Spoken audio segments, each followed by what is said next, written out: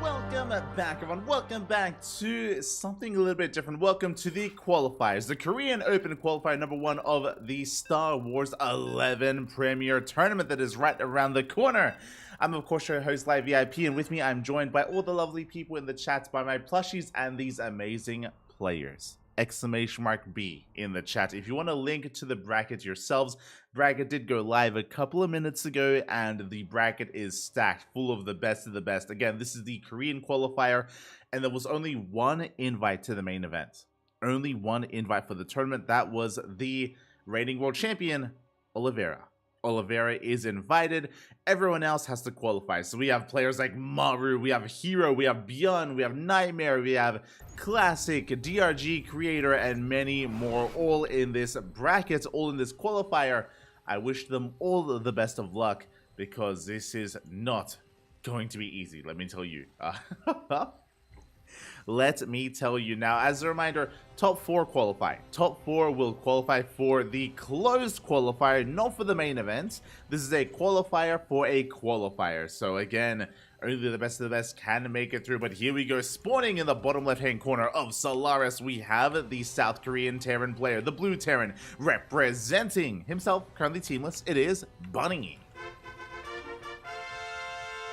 And spawning in the top right-hand corner, we have his opponent. We have the Red Zerg player representing Team Vitality. It is Solar. Let's go. And again, Bunny has been looking on fire recently as of late in the TVZ matchup. So even though Solar is our reigning GSL champion, he was the GSL champion of November of last year, November/December, end of 2023 is what I should say. So Solar is our reigning GSL champion, but Bunny as of late has been popping off. He took down Shin. He was the only player to bring down Shin at IEM Katowice in the Terran group, I should emphasize. Likewise, Bunny also took down Dark in the most recent GSL qualifiers, which were a couple of weeks ago. Were the GSL qualifiers, and Bunny did bring Dark down in a best of 3. So Bunny has been looking damn strong in this matchup specifically. So honestly, we can see a bit of an upset here. This is single elimination, by the way. It is a single elim bracket, and it's brutal. It's brutal as a result. Thankfully, there are 2 qualifiers. Thankfully, there are 2 open qualifiers, so players that don't make it through today will have another chance in a couple of days. They'll have another chance in the near future in qualifier number 2. Just quickly double checking here. Qualifier number 2 is in 2 days. So today is qualifier number 1, then we have a 2-day break, a 2-day reprieve, and then bam, we get into the second qualifier. So we'll see where this all leads us. For the time being, Hatch Gaspul, standard opener out of Solar, going for his 3rd base. So everything's looking as it should from the side of Solar. Meanwhile, across the map, Bunny going for a Rax expand into the factory. So standard openers all around. No cheese, no proxy. Something that I should emphasize is that when Bunny took down both Shin and Dark, it wasn't through cheese or proxy early on. He was hyper aggressive. We did see some 3-base all-ins, I will say that. But Bunny, yeah, he didn't like trip them up early on, I should emphasize. It was a more mid-game oriented play. That's what we should be seeing here from Bunny as well. For the time being, he's going to be chilling here back at home. He has no SCV Scout, by the way. No SCV Scout, no Reaper Scout. The Reaper stays at home. Interesting maneuvering here by Bunny, as he is going for a 3rd CC before Starport, so economic opener here overall by Bunny, especially considering that he skipped the SCV Scout. I said this before, I'll say it again, I do think this is okay to do against Solar, not against players like Shin or Dark, or more aggressive Zerg players, but Solar doesn't usually cheese, doesn't usually go gas first or pool first. He is more of again, a standard player, so skipping your scout early on, I think, is viable against Solar, specifically. Meanwhile, Reaper is going to be poking out. Again, just dipping around, trying to find an active tumor if at all possible. Behind this, it is going to be a Viking follow-up. Interesting, so 3rd TC into Starport, into a Viking first. This could be for something quite different here. Basically, we're going to be delaying the Tech Lab and delaying any kind of Banshee production. Could lead into, I imagine, Liberators. it's usually Viking into Lib, if not Viking into BC, but BCs are very out of fashion. Reaper does dip in, does threaten the mineral line, doesn't quite kill anything, just forces out a gas geyser as we rotate back around. Meanwhile, there is that stim, no add-on top whatsoever. Likewise, no Liberator either, so just a Viking first to shut down these Overlords, and we're going straight into medevac production instead. So, this build from Bunny is very crisp. It's very, very efficient in a way, but the downside here is that he's going to have that much less to harass. So Bunny, he's foregoing harassing with Banshees, harassing with Liberators, being as active with Hellions. As you can see here, Bunny, he's cutting Hellion production at 4. Usually with this kind of opener, you at least make 6 Hellions, sometimes up to 8 Hellions even, from the side of the Terran. So Bunny, he's cutting a lot of corners, essentially. He's cutting a lot of corners when it comes to his Hellions, cutting corners when it comes to his production, or I should say with his harassment options, and just going straight into mass bio, into stim, into medevacs, into upgrades. So it is very efficient, but again, we're cutting a lot of corners, maybe a better way to put it. And there's a bit of a give and take as we do pick off an Overlord. Very nicely done. 2 Overlords go down. We don't quite supply block Solar, but nicely done nonetheless to get the second Overlord, which typically is not gotten. Lings, they threaten a run by, they threaten a bit of harass, but there are Hellions in position, and Bunny will defend. And again, Bunny doesn't really have much for map control. He has 4 Hellions, that's it. So he can maybe pick off a couple of tumors here and there. He will come across at least some of them. We get 1. Yeah, but only 1 tumor. At the same time, third base has been spotted by Solar, so he's aware it's not a 2-base all-in.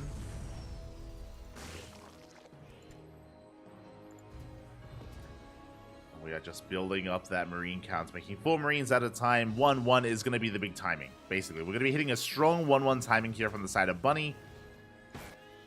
And we'll see how hard it does hit. Back at home, Solar is playing a little bit greedy. Solar went for double Eva Chamber first. He went double Eva Chamber, double upgrades into a delayed lair and Bailing Nest. So later Bailing Nest, later Bailing speed, faster upgrades. And traditionally, you would get away with this. Traditionally, a economic opener like the one that Bunny's going for would hit a little bit later, and the upgrade should finish in time. We'll see as Bunny's actually pushing out right here, right now already. Upgrades are seconds away for Bunny. He does stim on 4. The Queens are going to be forcing away those Hellions at least. But we're going for the base. We're going for the 4th. And we force a cancel. Big pick up there by Bunny. Again, he hit seconds before his upgrades did kick in, but was in time to deny the 4th. And that 4th was about to finish, so a big cancel. From here, we drop into the main. 1-1 is now done for Bunny. Again, there's a small window where he has the upgrade lead. Ooh, but there's a Spore in position, and the medevacs say, take too many hits. We have to back off.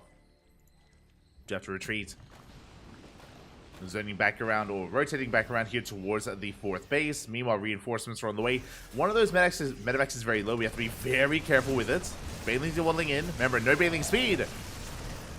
1-1 just now finishing up here for Solar, just in time for the fight. He has those upgrades.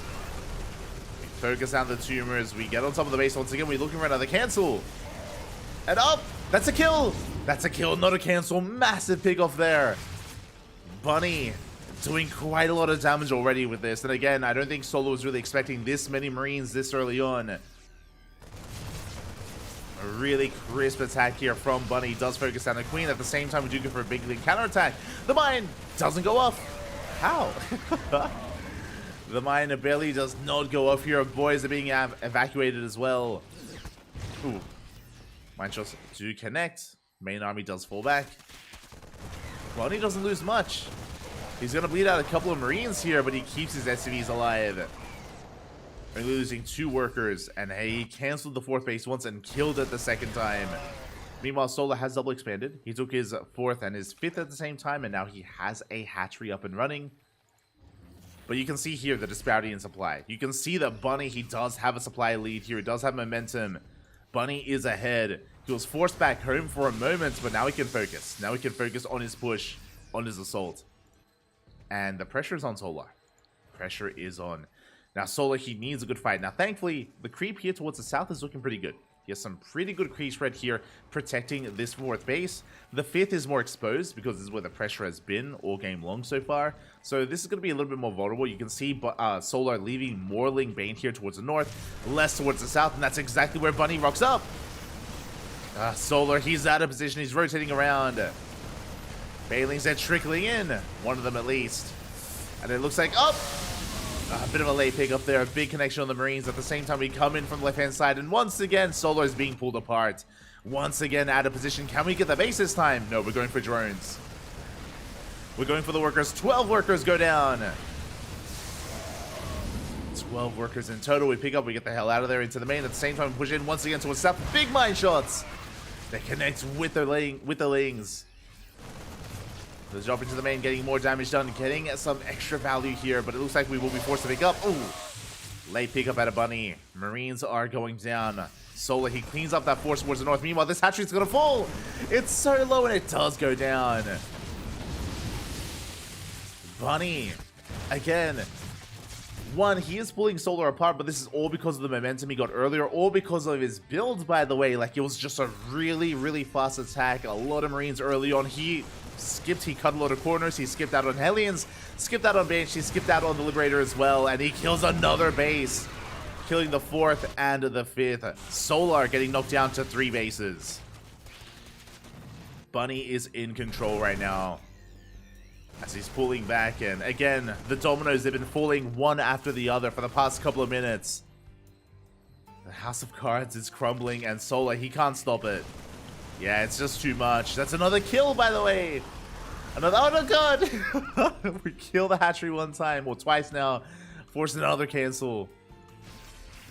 That was the 3rd kill in that hatchery, by the way. And again, Bunny just ensuring that Solar cannot expand, cannot keep up, and can never recover. Now, Solar's working towards a hive and towards lurkers, but they're a ways away, and by the time we get there, I'm not sure if it is going to be enough. Now, it is a comeback mechanic here, is to settle into lurkers, to stabilize, to slowly retake a 4th and a 5th. Like, there is a way out. There is a light at the end of the tunnel here for Solar, but it's far. It's far away.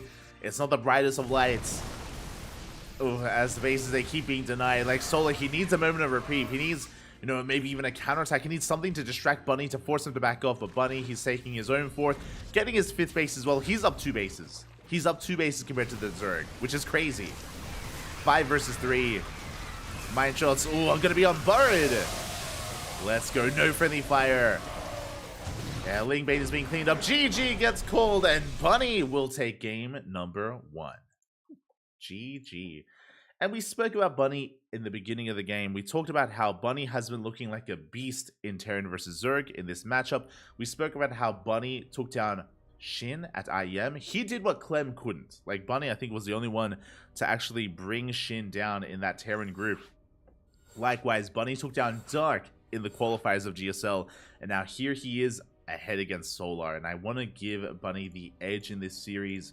Solar is not a bad player by any means, and I will say that Solar is a stronger, well-rounded player, right? When considering Solar, ZVZ, and ZVP, like, Solar's a better player. But Bunny, specifically in this matchup, has been on fire. And, yeah, Solar's in a bit of trouble right now.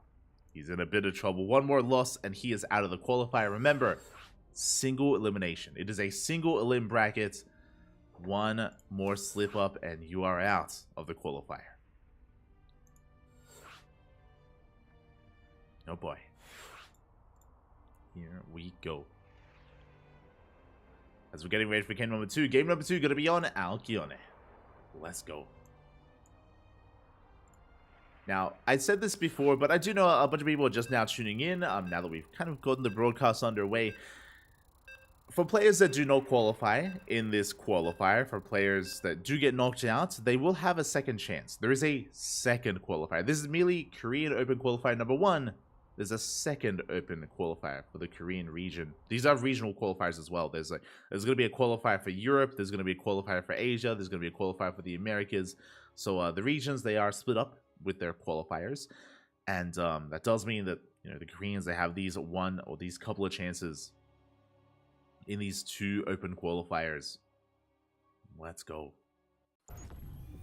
We'll see who is the first to be eliminated, or if we can go all the way to the ace match. Personally, I would love... Oh! I was going to say, personally, I would love to see a game 3, but it looks like there was a little bit of latency going on. It has cleared up. And here... Oh, Here we go, spawning in the top right hand corner of Alcyone, we have our red Terran player representing himself, but leading the series 1-0. Teamless, but deserving to be on a team. It is Bunny. And spawning in the bottom left hand corner, we have his opponent going for a 15-15. The South Korean Zerg player, the blue Zerg representing Team Vitality. It is Solar. Here we go. Again, Solar going for a very safe opener. This is a 15 hatchery into another gas trick, into a 15 spawning pool, into delayed gases. So this is just a way to get a faster hatchery, to get faster spawning pool, into faster queen production, into just a safer build. This will keep you safe against something like proxies, against something like early game Rax aggression. As we can see, Bunny's going for a standard opener, Solar just playing this out safely. And it makes sense. I mean, he's on match point, right? He's on match point, one more loss and Solar's out of the tournament, so he's playing it safe.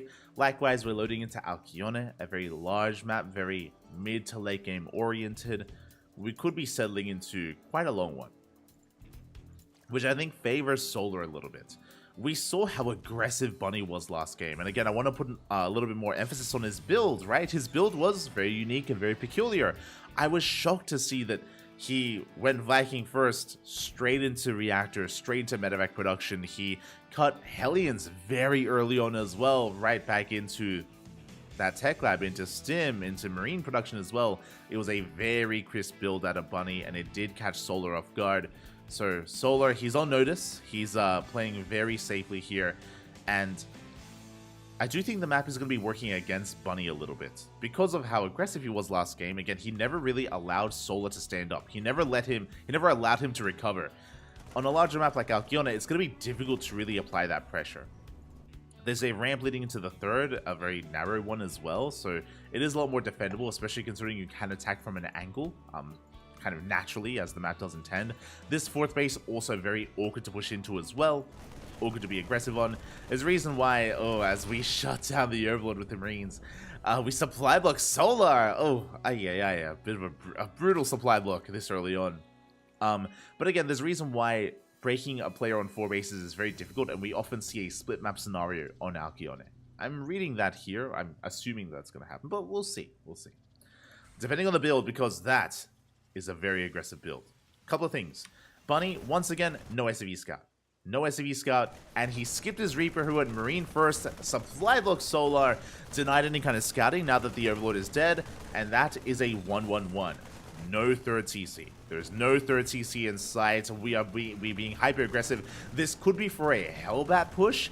This could be for just insanely fast Banshees. This could lead into BC. Do we go for the add-on swap? We should, and there it is. Add-on swap is upon us. Tech Lab on the Starport should be for Banshee production. Reactor on the factory will be for Hellions, and we have the potential to throw down an armory as well for those Hellbats. Regardless, a very aggressive build here from Bunny. He's built up towards only a handful of Marines, and we'll see if Solar can get a read on this. Hellion dips in, third base is being taken. Remember, link speed is delayed for Solar because his gases were delayed. So later link speed, later map presence and scouting information for Solar. He's just focusing on droning and making queens. And now we have a third CC on the way. So this is not a 2-base all-in from Bunny. Already switching out of Hellions. Interesting. He made 3. He only made 3 Hellions. He's going for the add-on swap out of it. Just for, additional Raxes. Really fast Stim once again out of Bunny. Okay. So Stim is in production, soon to be another Rax. There it is, now on the way. Banshees are in production as well. Very interesting build once again here from Bunny. Again, the biggest deviation here is just the fast Banshees. Really fast Banshees out of Bunny. Very committed. First Banshee's moving out. Cloak is going to finish in 10 seconds. And we're making our way towards that natural. There is a spawn position to deal with Libs, but not so much against Banshees. Yeah, forcing the spawn to reposition. We're going to get a couple of drones. We're going to get 1, 2. 2 drones go down. Banshee does head towards the third base. Spore isn't quite done. We get another drone. Oh. We get 1 more worker as we head towards the main base, but the Spore is in position. The Banshee gets 3 drones, but stays alive. Did I speak too soon? Oh my god. Thankfully I didn't, as we get a fourth drone here. Banshee bobbing, weaving in between the bases. Second Banshee has arrived. Yeah, it looks like we're just going to camp the area in between the bases, going straight for the Baneling Nest. And could we force a cancel? We might. We do just float away from there. Behind this, third CC is going to be taken. We're getting into the rest of our bio production, early tank production as well. This is something that Bunny avoided. He didn't make tanks last game. So harassing with Banshees, keeping Solo busy, getting into his tank production. And usually if we're building up tanks this early on, this is going to be leading towards a tank push. I'm thinking 2, maybe 3 tanks from the side of Bunny, as he is going to be saturating his third. Meanwhile, Solo taking his fourth base here on the right-hand side. A very safe fourth to be taking.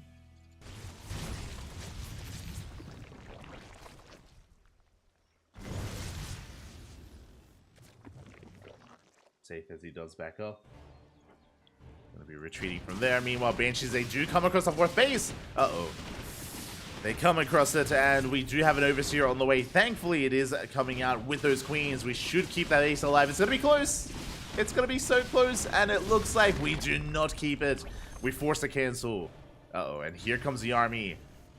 Now, I spoke about how this should lead into a tank push. I assumed it would be with at least 2 tanks. We have 1 tank with the main army. We have the second tank just now coming out. But our goal here should be to push towards that fourth base. We already canceled it once. Now we're looking to make sure it does not get up and running. And Solo's going to have to expand elsewhere. Tank sieges. Tank does siege. We dive on top of the Queens as well. Again, it's only 1 tank. Only 1, but it's still in a really good position. Yeah, shelling away at those Queens. Queens, they try to collapse on this. They come in first round. And they shut down the tank. And Solar, he will hold. Baneling speed finishes up just in time. Again, this time, it was a faster layer. It was delayed upgrades, so Solar could hold. With those Banelings, he could hold on. Otherwise, it would have been slow Banes. Otherwise, it would have had 1-1 instead. And it may have been a repeat of game number 1. So Solar did adjust. I should have put some emphasis on that, but Solar, he did adjust, did delay his upgrades, prioritize Baneling speed instead, and we hold. The fourth base is getting up and running. Fifth base is on the way as well. Bunny does not have as much momentum as he wanted, as he was hoping for. Ooh, does force a cancel. Does force a cancel on that hatchery. Banshee's coming in, getting some drones. Oh my god. Bunny all over this. Getting 3 worker kills here. The Banshee's still alive from the early game. But finally, it looks like they're going to be forced back, but they don't go down. They refuse.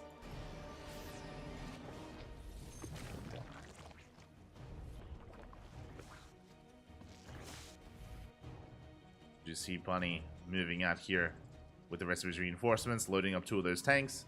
Looking to deny this 5th. I'm sure he would love to deny the 4th, but Solo's getting himself situated here. Queens are ready for anything to come. Meanwhile, we have Ling Bane lying in wait here at the 5th. Tanks are sieging. We're stimming in.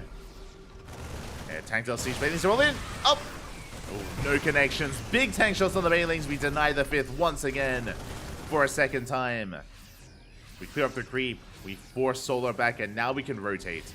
Do we rotate or do we keep on pushing? We're pushing. Now, what's important here is if we load up, if we siege up right here at these middle patches, we can actually reach the tech. We can reach the hydrogen and the gas geysers.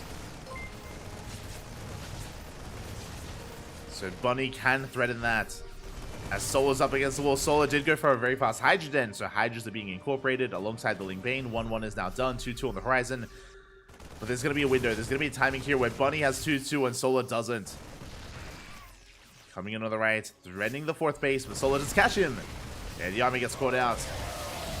Woodermine gets shut down. The drop is deterred. But we can see Bunny is going for that area behind those mineral patches. He wants at least the gases. And the spore, I guess. Meanwhile, Solo taking the gold. Scan does reveal it. Ooh, Queen goes down.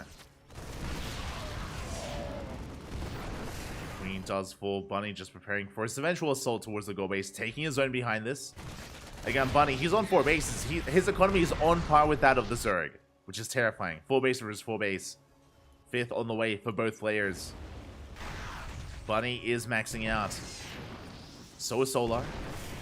Solar just now catching up with his own 2-2. Working towards his Lurker Den. Hive is done. Adrenal on the way. So Solar is working towards Lurkers. Can he get there though? The minefield! Lings, they do flood in. Ooh, bit of friendly fire on the Marines. A lot of friendly fire actually. A rough fight there for Bunny. Widow Mines are being cleaned up.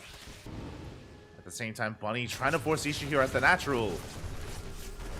And he will get the Hydra Den. Oh, will he though? Oh, it's gonna be close. He wants it. Doesn't get it. Oh my god. It barely does live. It's on 30 HP. We collapse on the army from behind. Marines, they got shut down. And Solar will clean this up. And he barely held on to that Hydra Den as well. Cleans up the army. Bunny instantly remaxing. Those Banshees are still alive. Not for much longer, but they're still a part of the main army. Assuming that the Hydras don't deal with them. Mine shots going up. Decent connections, but not ideal. Yeah, nothing amazing there with those Widow Mines as we collapse on the Marines. Yeah, we do catch them out. Big pick off here. As once again, mine shots going off only on a handful of Lings. And Solar, he's going to try to force the issue here. He's forcing his way up the ramp. There's no tanks on the high ground.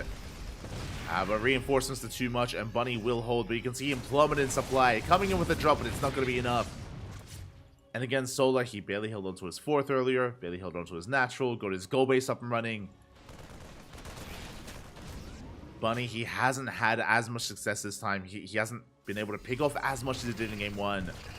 Solar's holding, Solar's defending, and now we have the Lurkers. And now suddenly the dynamic is about to shift between our players. This kind of heavy Marine Widowmine style from Bunny, it's good, but it crumbles before a good line of Lurkers. Like this siege line of Lurkers that's about to pop out can just put a stop to this completely. Yeah, we're gonna chase this down. The Lunkers, they have arrived. Now, to deal with Lurkers, we do have Ghost Lib on the way, but we still need more time to really build it up. Speaking of, we pick up a Ghost. We got one Ghost, we yoink the Libs. Yoink at those Liberators as well. Bunny being forced back. Lay siege up on the gold. The gold is exposed. We have to hold on. Snipes going off. We got one Lurker. We got one Lurker. We force Solar back. How many Ghosts do we have? 8 Ghosts and 2 Libs. 1 tank. Again, the Lib count is still very low. Ghost count is okay. But this is a very tense moment here for Bunny as he's just switching up his army composition. Meanwhile, Solar committing with his Ling Bane. Nidus Swarm is on the way. It's going to be a big moment for Solar as well. Liberators are pushing forward.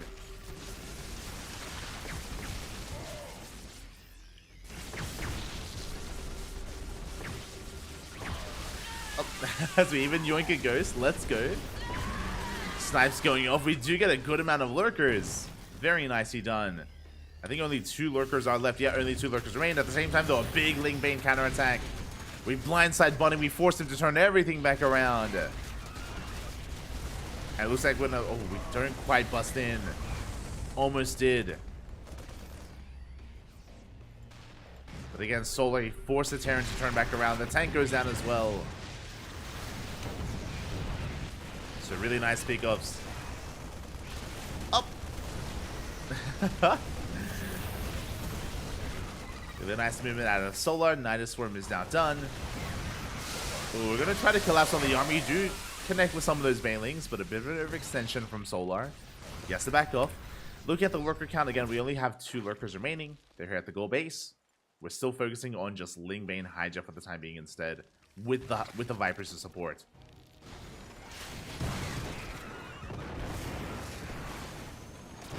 Again, now that the Ghost and Liberator count has gotten higher, suddenly Lurkers aren't as effective. So instead you go back into Ling Bane instead. Some decent Baneling connections, but the arc is too good. The Concave in favor of Bunny. Takes the fight, forces back Solar. Nidus Swarm does finish in the main. Both lurkers get up. Remember, it's only 2 lurkers. They're gonna get sniped. They are gonna go down. There is no escape. So an unfortunate Nidus there for Solar. Did fall on its face. Meanwhile, now we're getting back to lurkers. 8 more lurkers on the way. Now, I imagine these lurkers are purely for the Nidus Worm. Yeah, they're all going into the Nidus. Speaking of Nidus Worm here towards the natural, this time we're in position. We will shut it down.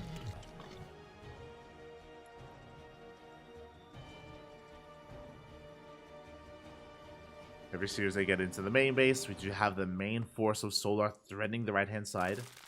Here we do have a planetary as a part of the gold. We have additional orbitals and planetaries on the way. Fusion core in production. This will be for Liberator range. And this Nidus, oh, it might barely finish, but nothing should really come of it. And it does go down. That's funny. He does push in. Does threaten the gold. Gets a couple of drones. A couple of workers will go down. Solar rotating over towards the right-hand side. Again, good control so far out of Bunny, but we're going for the planetary, and we will get it. We're out of position. Bunny not where he needed to be, but that was wasteful with the Banelings. Oh my god, that was a brutal concave. So Solar, he killed the planetary, that's true, but he only killed 3 SCVs, and he lost a lot of Banelings. A brutal trade there in favor of Bunny, only losing 1 ghost in that. As he's going to be pushing in. Yeah, now he has momentum. We barely have any Banelings left. They're morphing in. And we might take down the gold. Nidus in the main base does complete. The lurkers, they get out. Remember, that's 8 lurkers. Well, 6 lurkers so far. Yeah, 8 lurkers. They do get into the main base. We're going for the tech. Fungal's going to be connecting. Big connection with the Fungal. Bunny going to be forced back. And can we deal with these lurkers as we take out the starport? We take out the starport, but it looks like we will force this back. We get the Nidus, we get the lurkers. But I believe, yeah, I believe advanced ballistics was denied. The fusion core was killed. With that, Liberator range is still not done. And might never be done. If Bunny doesn't realize it. Again, the upgrade isn't quite there. Medvac's going to be forced back. Solar keeping the pressure up with those Nidus Worms. Now, he did lose the gold. Solar did lose the gold base. I mean, so did Bunny. They both did lose them. Solar going to be expanding towards the top left instead. Drones, no! They transfer towards the top left. Not like this. And they will all go down. 12 workers fall. Don't think that was intentional. I mean, it does free up supply. Maybe it was.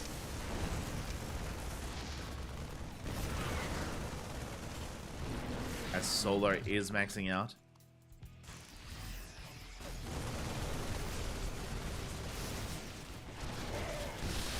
We can see plenty of Wing Bane here. Ooh, almost taking down some of those ghosts. Almost. As Bunny's pushing on forward, he does get on top of that Nidus Swarm. He's trying to at least. There are lurkers inside. Are lurkers in that Nidus. Meanwhile, Ling run by. The planetary isn't done. Lings, they take down 7 SCVs. And we get a kill on that base. Does not lift in time.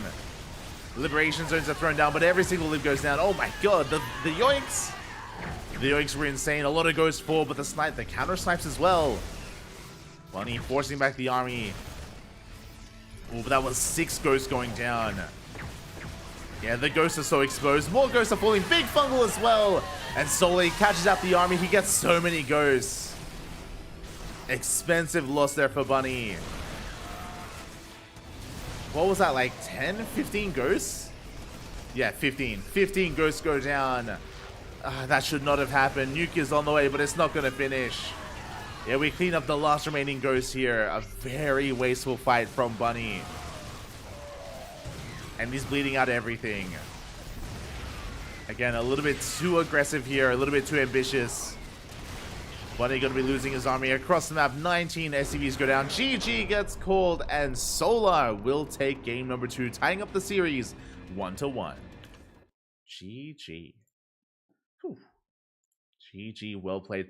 I love how Solar adjusted here in game 2. As a reminder, in game 1, Solar, he went for double Evo chamber and 1-1 before his lair in game number 1, and as a result, Bunny was able to, when he pushed out, he was able to hit before Bailing's speed finished and before Bailing's were ready for Solar, and that's when Bunny killed the 4th.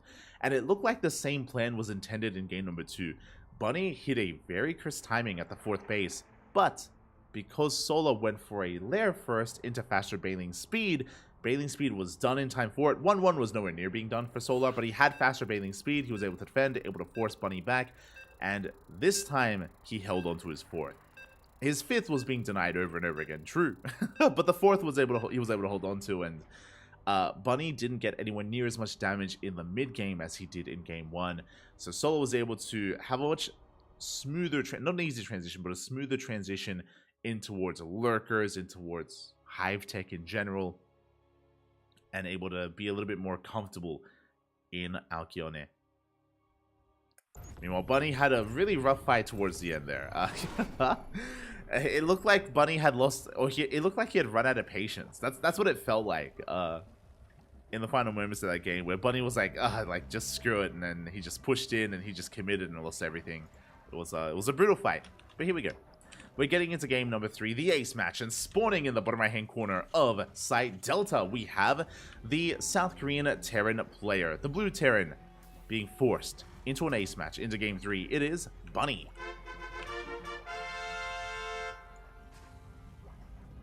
And spawning in the top left-hand corner, we have his opponent. We have the South Korean Zerg player, the red Zerg representing Team Vitality, forcing the ace match. It is Solar.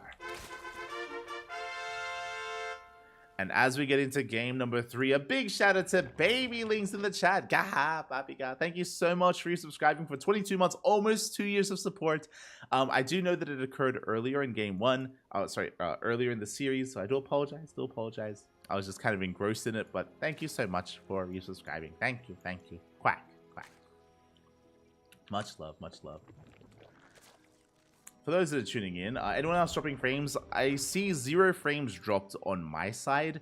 So if anyone else is experiencing some technical issues, then let us know. But it sounds like it might just be on your end. Try refreshing the browser or making sure there's no like Steam downloads going on in the background or something crazy like that. But hopefully everything's okay. Hopefully everything is okay as we're settling into this. So far, hatch gas pool out of Solar standard opener, as opposed to the 15-15 that we saw out of Solar previously. You're getting framed for something you did not commit. Este Eistad. Fun fact, I read the comment before I read the name of who said it, and my brain was like, oh, this is an Eistan. Yeah. Este Eistan. Shaking my head. You're an animal, Pop. You're an animal. Getting framed. Smooch. Shaking my head. Yeah. Shaking my head. Third base is on the way here for Solar. So again, standard opener from our red Zerg player. Meanwhile, Bunny, once again, he skips the SCV scout. Once again, he goes Marine first, and he is looking for that Overlord, and he will come across it. Gonna attempt to hunt the Overlord down. And I believe we should make it to the pillar. Yeah, we will make it safely here to the pillar. No, we're too greedy. Solar, calm down. Is gonna get away. Second Marine does arrive, and Solar, he will keep the Overlord safe. Ooh, and sound. It might have almost been wise for Bunny to like stay back and let the Overlord keep going out a little bit further. Regardless, did get a lot of damage done, and Solar's in the dark. Solar's in the dark once again. 2 games in a row. 1-1-1. We're getting into a 1-1-1 opener, a delayed third TC. Now, if you remember, last game, this led into a really fast Banshee. And the Banshees, they put in a lot of work. They canceled the 4th, if you remember. They canceled the 4th base. So we're going for a tech lab. This most likely is going to be for an add-on swap. What I'm most curious about, as this should be Banshees, is how many Hellions. Because last game, we only made 3. We only made 3 Hellions. And then we went straight into Marine production that led into the eventual push that was supposed to kill Solar, or kill the 4th base, which barely wasn't able to do so. So I'm curious if we cut a Hellion production again. So far, we have 2 Hellions. We're going up to 4. I'm curious if we go up to 6. That's what I'm kind of keeping my eye out for, as it is going to be a Viking first. We're not going for the add-on swap. Really fast stim. If we keep making Hellions, I'm feeling an armory, but never mind.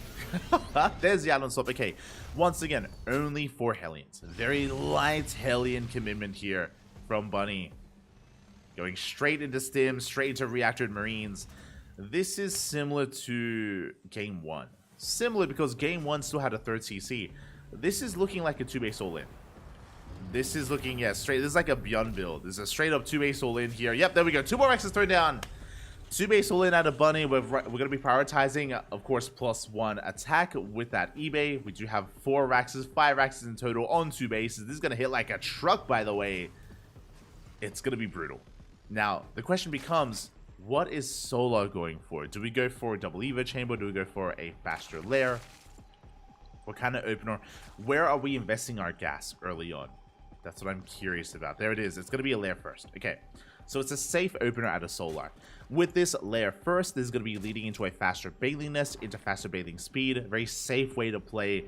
So far, I'm liking what we're seeing here from Solar. This is the same build he went for in Game 2. Not what he went for in Game 1, which is the game he lost. So safe play roll. There's that bathing nest we spoke about. Again, bathing speed going to be on the horizon. Viking hunting down overlords. We get 1. Ooh, but only 1. Clutch transfuse keeps the other overlord alive. Does keep it alive here. As we do see that Viking just trying to hunt down additional overlords. Trying to find any other value. Tank is on the way.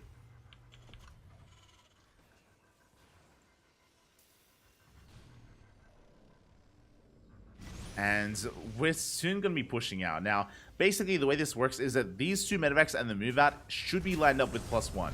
+1 should finish by the time the army is like halfway across the map. So a very crisp timing here. How much do we have to work with? We have 2 tanks, soon to be 3 tanks. 3 tanks, 24 Marines. We're making 7 Marines at a time. This is insane. Stim is done, of course. Combat Shield's finishing up as well in time for the attack. And the all-in is upon us. Now, Solar, he droned up to 3 bases. Very safe drone count. 63 workers is where we are stopping. We do have bailing speed on the way. It's not going to be done in time, though. Upgrades as well. Solar, he needs to amass his army. He needs to make sure he does not drone. He's ready for this. Solar has 9 queens. Viking does fall. And thankfully, because of the creep spread, it's going to take a while for the army to really push in. So we're buying time. 5 bailings are in production. Again, we have to buy time for bathing speed. We're getting ready for first round. Yeah, queens are holding the line. And we come in for this round. We come in from behind. The tanks are going to fall. We collapse on top of the tanks. Bailings, they do connect with some of the army. It brings a stim on forward, but 10 more seconds. And in 10 more seconds, Solar, he should be okay. He should clean this up. The army is overstimmed. Another tank has arrived. We're still all in. Bathing speed is done. Up. And can we connect? We cannot. But we take down the tank. The tank falls. The queens are still barely alive. And Bunny is running out of steam. He's running out of steam. We have held. The initial engagement, the initial surround was insane from Solar. Cleans up the tanks. And Bunny, he's in trouble. Bunny's in a lot of trouble right now. Like, he's still rallying across the map. We're making Liberators behind this as well. The all-in continues, and unfortunately for Bunny, Solar isn't droning. He isn't droning up his 4th base. He's still making Morling Bane. Solar, he's set up for another surround here, set up to collapse on the army from behind. From both ends. And here Solar comes. Tank is going to be surrounded. Good target firing here on the Bailings. Really good movement with the Marines. You can see that Solar cannot engage of a creep with the Marines, but he can kill the tanks. He can at least kill the tanks. As Bunny does have a supply lead, he rocks up with a 2nd tank. Or with another tank. And can he still pull this off? It's going to be close. A couple workers are transferring over. Ooh, the Baileys, they connect. They connect here with the Marines. It looks like we caught some reinforcements. Yeah, Solar catching a couple of Marines. Once again, coming in from behind. Bunny knows that this time we do have a couple of Liberators. We do have a couple of Libs. We do still have that one tank. Solo with the surround from both ends. Once again, the Bailings, they will connect this time. And yeah, Bunny just doesn't have enough. The one base all-in had potential, but again, Solo played very safe. He went for a very safe build, very safe opener. Solo was not cutting corners, even though he didn't scout what was going on. Solo, he was just, again, preparing for the worst anyway. And the worst came.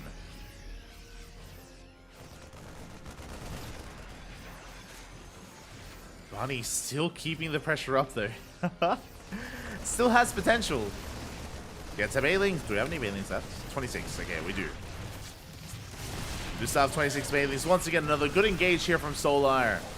From multiple angles. Collapses on the tanks. Shuts them down. Despite the splits, there's just too much Link Bane. We overwhelmed the Terran. We're down to 1 Marine. GG gets called, and Solar will take the series 2-1, advancing on to the next round. GG. GG, well played. Congratulations here to Solar as he does fight back. He bounces back. He takes the series in the end. Again, game 1, Solo played standard, is what I will say. If you remember, he played standard. He went for faster upgrades against a 3-base opener. But Bunny's aggression pulled him apart. And Bunny looked so impressive in game 1. Game 1 was terrifying. So afterwards, in game 2 and game 3, we saw very safe openers out of Solar instead. We saw him just respecting Bunny a lot more and a lot more aware of Bunny's aggressive potential. And with that, we saw Solar just having a much more secure mid-game. And that all came to fruition here in game 3 in the ace match. With Bunny's all in against a safe opener from Solar. GG, Solar does take it. Bunny is eliminated from the qualifier, but he will have a second chance in a couple of days. There is a second Open Qualifier, second and final Open Qualifier for the Korean region in 2 days. In 2 days, so Bunny can compete in that. Until then, though, he's going to have to rest, he's going to have to recuperate, and we will follow Solar into his next series. Exclamation mark B in the chat. Exclamation mark B as a big shout out to Macrocosm. Oh my god, both Babylings and Macrocosm resubbing. Thank you so much, Macrocosm, with Twitch Prime for 4 months. Gracias, papi, gracias. Hope you enjoy the content. Hope you enjoy the StarCraft that we're having here on the channel. Gracias, papi, gracias. Quack, papi, quack. Hope you enjoy the content, the casting, and the emotes as well.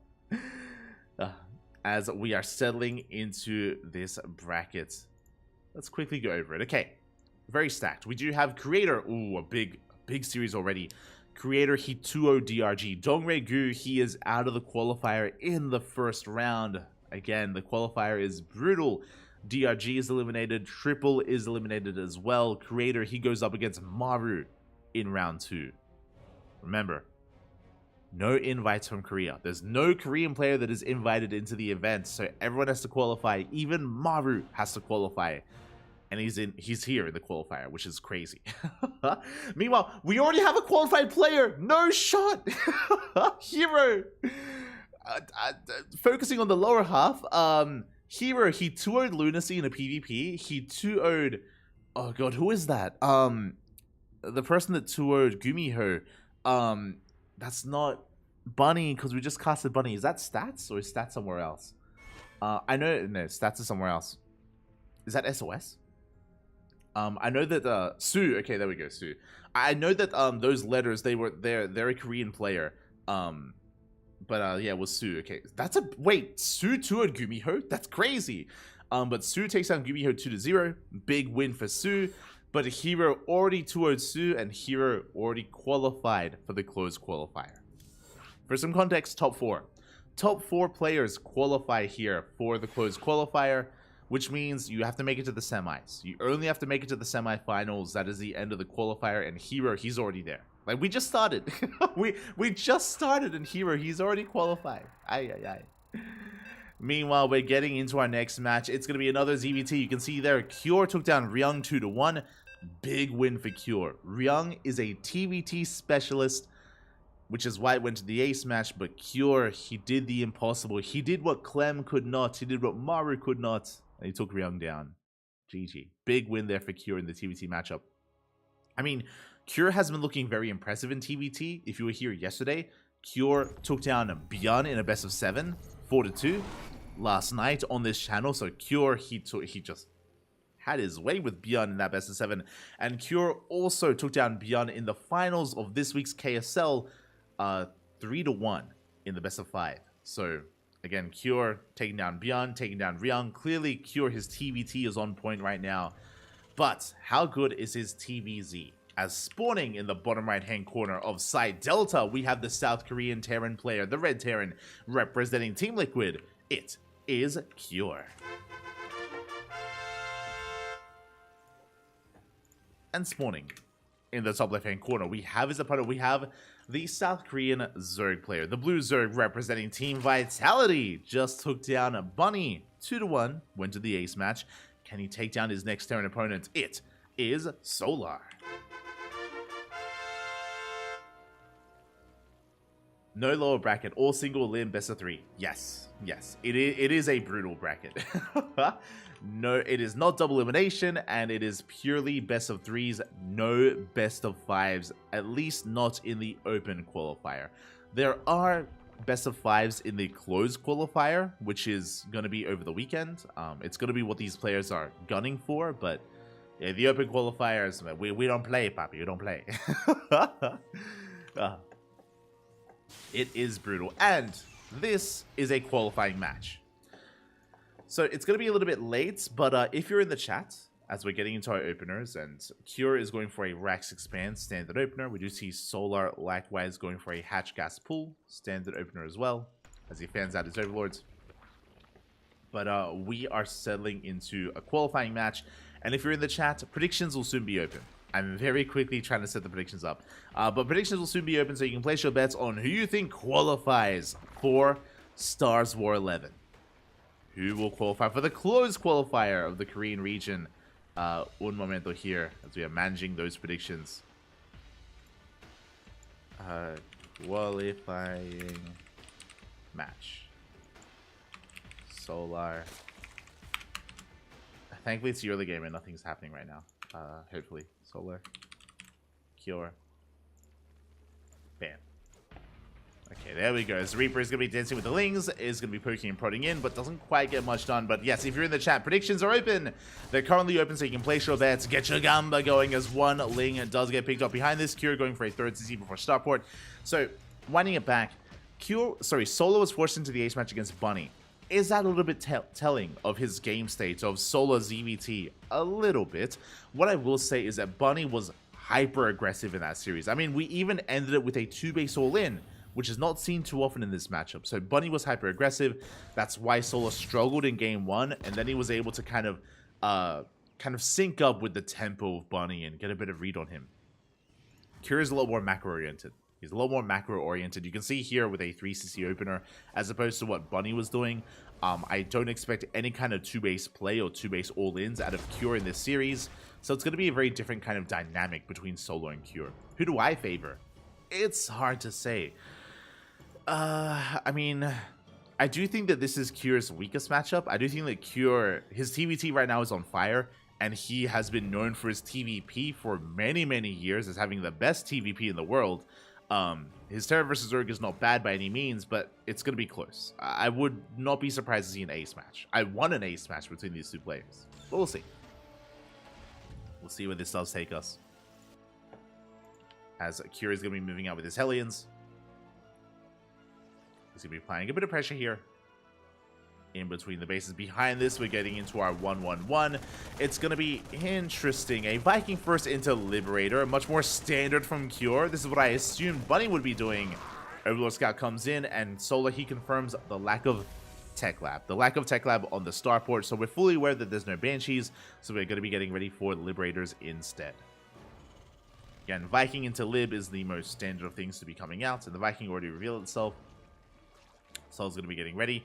We should be seeing Spores thrown down. There it is, Spores. These are specifically in locations to defend against Liberators. So Solo is fully aware of what's happening.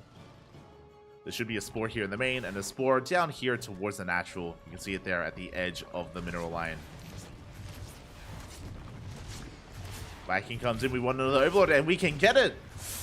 We do snipe the Overlord, and we will get away. Big pick off there with the Viking.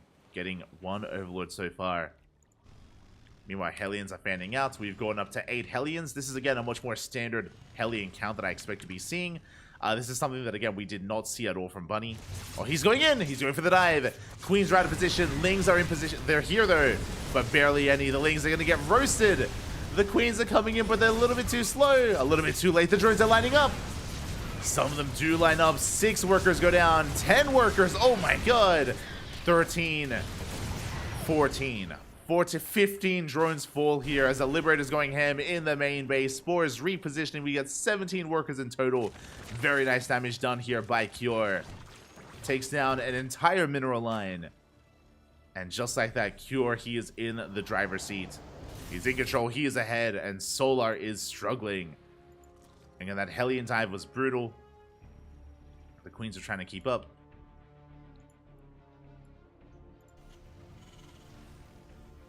We're trying to keep up. Also, my apologies, I think to Pyro Knight in the chat earlier. You were talking about some drop frames. The stream isn't dropping frames, but I did notice a couple of frame drops in-game. That is not my PC, but that is my connection to Korea. Again, I'm casting and observing from Europe. So quickly checking. Yeah, my ping to Korea is not unstable, but it's a little bit higher than normal, which is why you are seeing a little bit of stuttering every now and then. I think that's just my connection to the Korean server, unfortunately. So you're not seeing things because I just noticed it as well.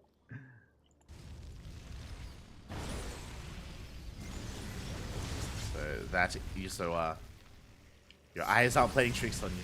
I can confirm. As we are going to be pushing on forward, we're getting some of the Queens. Ooh, we try to at least. So rotating back around. Again, we're not quite pushing with any tanks, just Hellions and Marines. With our 2 medevacs. Pushing on forward, Stim is done. Behind this, Cure is getting his 3rd base up and running, fully saturated, getting into his 2nd factory. This is not going to be leading into a 3-base all-in. This should be leading into a 4th base. As the Liberator is getting the hell out of there. Oh, my apologies. Actually sieging back into the main. Marines, they push on forward. They try to pick up a Queen. They will not. Banelings, they clean up the Hellbats at least. Most of them. Liberator doing what they can in the main base. Looks like we don't get much damage done, though. Good reaction out of Solar. He does minimize his losses. Oh, but he gets surrounded. Yeah, forces the pick up. Forces back the drop play here of Cure. At the same time, double drop into the main base. The drones are still not mining, by the way. Just now getting back to work. Hellbats, they are morphed in. But the Bailings are in position. Good cleanup there by Solar. So far, really solid defense. Outside of the initial Hellion run by. Because of that, Solar's been stuck at home. I don't know if you noticed, but we get the Queens. Here he dives in and gets a high energy Queen, 2, 3 more Queens as well. A 4th Queen towards the end. Brutal pickups there. The Queen count getting lower and lower. This will be stifling the creep spread. You see Solar trying to replace them, making extra Queens. But again, because of all those dead workers earlier, Solar's been stuck at home. And you can see that the creep is receding. Like, there's no creep out here towards the south. There's barely any creep towards the center. There's only creep here on the right-hand side, but barely any active tumors.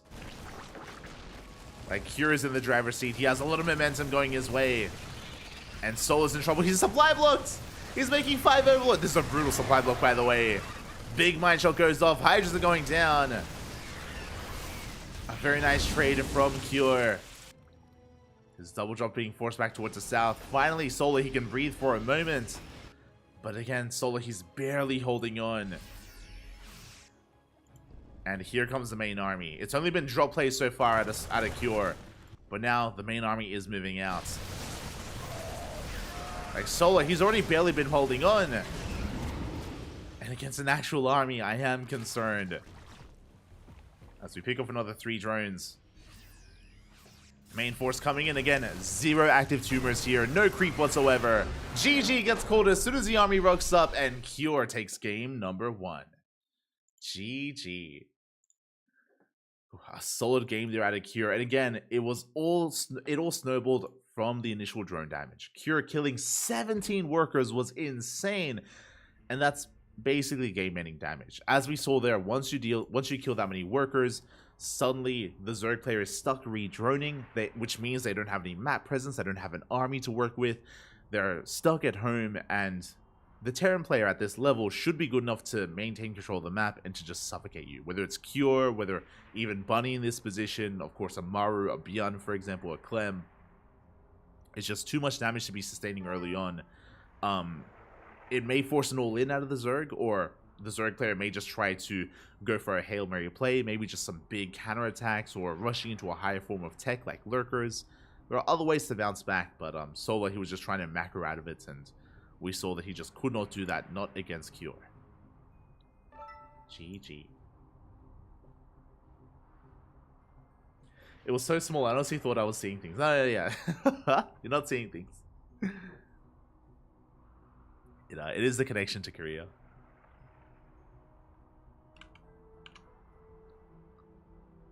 You're fine on your end. You're fine.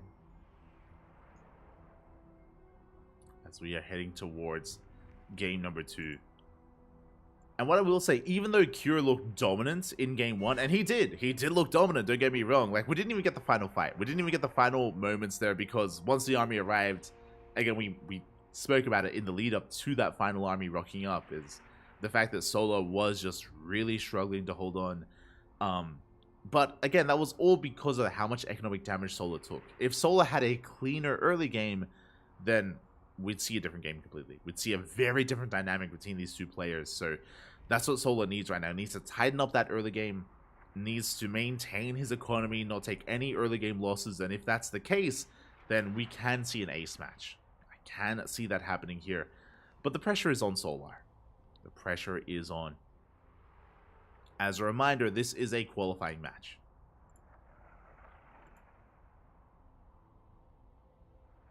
All does come down to this.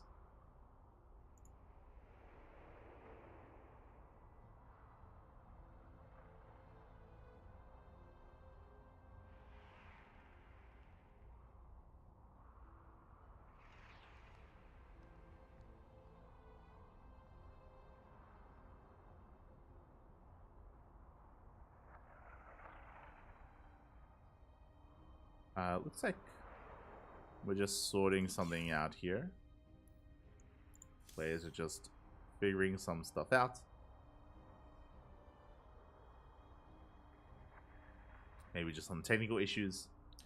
All good. Meanwhile, do we have any other updates in the brackets so far? It looks like Maru took down, oh my god, took down Creator 2-1, but that went to the ace match. That is impressive. That is impressive. Creator, he took a game off of Maru, forced the ace match.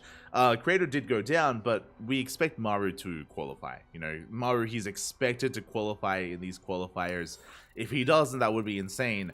But very impressive that Maru has been shown to bleed already here against Creator.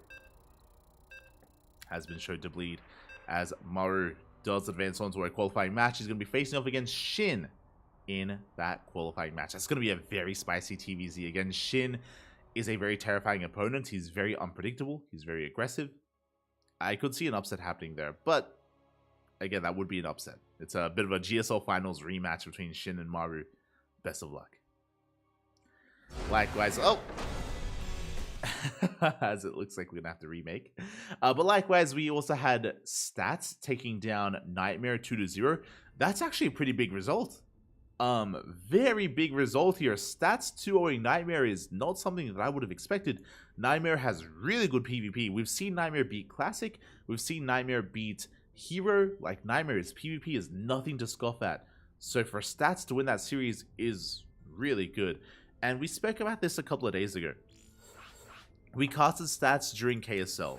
And Stats was able to have a pretty good result there as well. I remember he took down Rex. He took down Rex, and he took Dark to the ace match in a PvZ. I can't remember if that was KSL or if that was... I think that was ESL Open Cup. Yeah, sorry. That was ESL Open Cup Asia this week. Stats, he took down... Well, he forced Dark to the ace match and he took down Rex. And after that series, we spoke about how Stats, he's been getting better. He has been improving over the past 2 months, there's been some notable improvement from stats. So it's been really cool to see him getting better and better results. And after that series, I did talk about how the question becomes, can we like keep this rate of consistency up and rate of improvement up for stats? And for him to 2-0 Nightmare, I mean, that's pretty big. So I'm happy to see stats doing well. Do wish him the best of luck as we're getting into game number 2 and spawning in the bottom left-hand corner of Solaris. We have our South Korean Terran player, the Red Terran, representing Team Liquid, leading the series. I'll fix that. Leading the series 1-0, 1 game away from qualifying for the StarsWar 11 Korean closed qualifier. It is Kyor.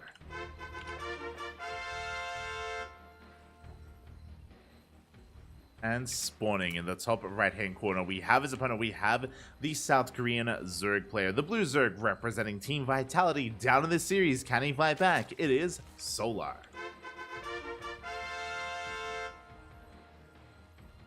Here we go. Also, a big shout out to Night Phoenix. Oh my god. Hope you're doing well. Where have you been, Night Phoenix? Where have you been? We've been hosting the Sparkling Tuna Cup. Where have you been, Esther, Night Phoenix? Hope you're doing well. Hope everything is okay. Hope you're doing well. As we're settling into game 2, Kyor rocking up with a 2-Rax. Okay, it's going to be 2-Rax Reaper out of Kyor. Now, bearing in mind, Kyor has shown us, I think it was like a month ago. It was December. It was December/January. So a couple of months ago, we have seen Kyor 3-Rax. It is in his wheelhouse. So 3-Rax. It isn't just Bjorn and Maru that do it. It isn't just Clem that does it. Kyor is willing to as well, which is surprising because Kyor is a lot more standard of a player, so he's shown us that he's willing to get his hands dirty. So I don't think it's going to be 3-Rax. We would have seen a 3rd-Rax by now, but this is something that should be in the back of Solar's mind, is that Kyor has that potential behind him. But now it's going to be 2-Rax Reaper. This should lead into a natural base as a follow-up, and the goal here is to contain. The goal here is to delay the 3rd for as long as possible. The 3rd hatchery here of Solar.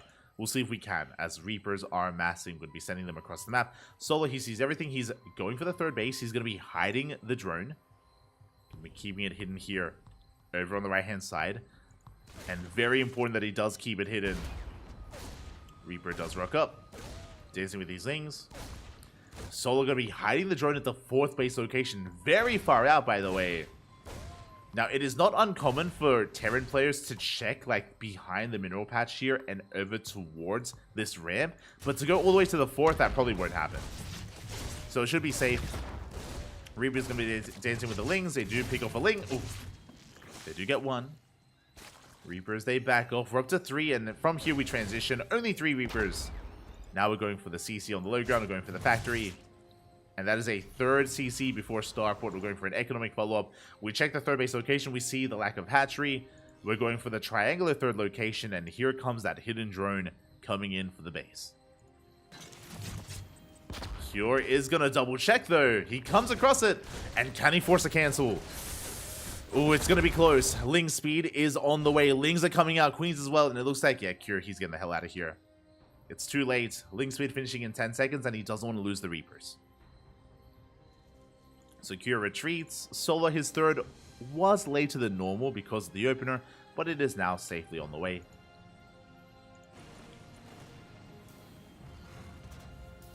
Lings, they tried to catch the Reapers, but Kyor, he's aware of the timing, so he knew when to come back home. And he did make it in time. We tried to threaten that tech lab, but alas, Kyor will protect it. So Stim is on the way. Marines are amassing, and this is leading into a 3cc 2-1-1. Essentially, we're going to be working on some medevacs. We're going to be working on a stim timing. We will be producing some Hellions alongside this. So there is still going to be a bit more of a presence earlier on. But yeah, Kyor is soon to be active here as he takes his 3rd. Meanwhile, Solar's droning up.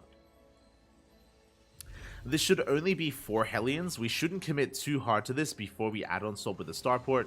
There we go, 2 and then 4 Hellions. Kyor has shown us that he's fond of a Cyclone variation, but I don't think that's what we're going to be seeing here. Just Hellions to kick things off, just for some map control. Just for some of that map control here, applying some pressure, getting some of those tumors. Oh, has to be careful. Ooh, bit of mismovement there as we do run into the army, but we will back off. Solo's going for double lever chamber. I do like this. He's going for double lever chambers into delayed lair. We saw that Solo stopped going for this build against Bunny just because of how aggressive Bunny was, but against Cure, I think this is very safe.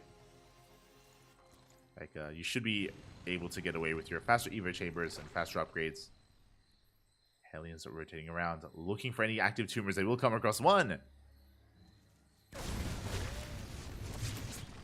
They do manage to find an active tumor towards the north. Meanwhile, we're just waiting for those medevacs. There we go. Medevacs are now on the way. We have those 4 Hellions, and we are pushing.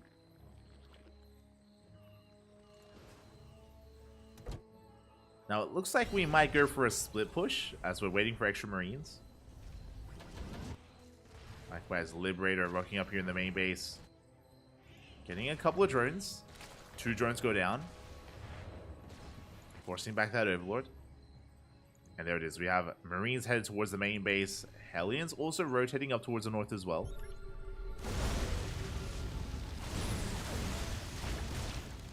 We saw how much damage Cure was able to achieve in game 1. Can he replicate that as he gets into the main? But he's spotted! He does get spotted by Solar. Drop is picked up. At the same time, Hellions head up in! Ooh, they get into the mineral line. Drones are going to be going down. But how many? As Ling's able to respond at the same time, we catch the Queens! We got 1. We're going to get a second Queen barely as well. No, it survives! Somehow? Oh my god. The Queen survives. Lib does go back towards that main. Hellions are cleaned up. Lings are here to support the Queens. We will defend. Liberator being annoying.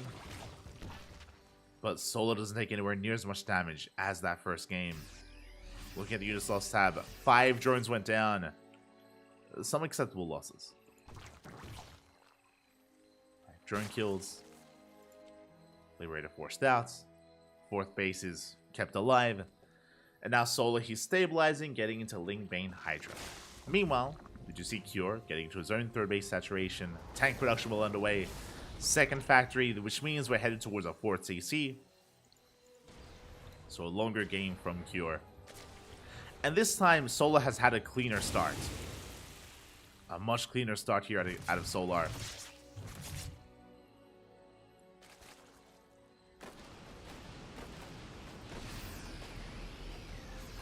Again, he should be able to keep up with all this drop play. Overseer goes down for like 2-3 Marines. Upgrades are kicking in, now starting up 2-2 for Solar. Again, Solar, he has a pretty big upgrade lead compared to Cure. That Liberator still alive, by the way. Still being such a nuisance. Getting another drone.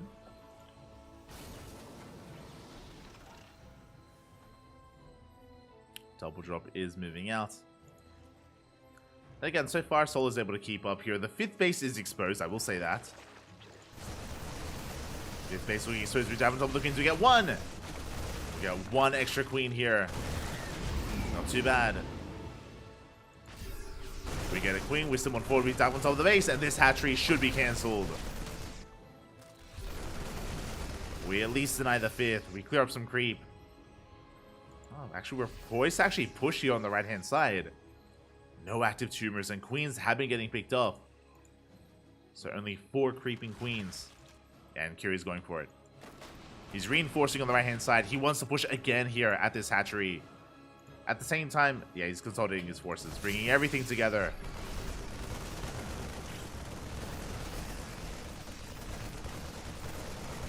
Yeah, creep is not going to be spread. Not here. More tumors shut down. Lings, they try to engage. Cure has a force here just above as well. And denying creep. Trading with the Lings. Can he break it? Oh god! Can he break it? Good mine shots. Good mine connections there out of Cure. This entire time, Solo, he has been working on his Lurker Den. Lurker Den is on the way. Hive as well, so that Lurker transition is on the horizon here for Solar. Can he get there? That is the question. Can he get there? Or can Cure break a base? Again, he's applying so much pressure to the 4th and 5th. Solar here split up with a pretty good amount of Ling Bane in both bases. Has significantly less Banelings here towards the north. He knows. There we go. More Banelings morphing in. Wooden mines being set up. Oh, we collapse in. Pretty good Baneling connections. Good Baneling connections. We force a pick up. Solar, he will defend at the same time. Move out towards the right hand side. Cure pushing forward.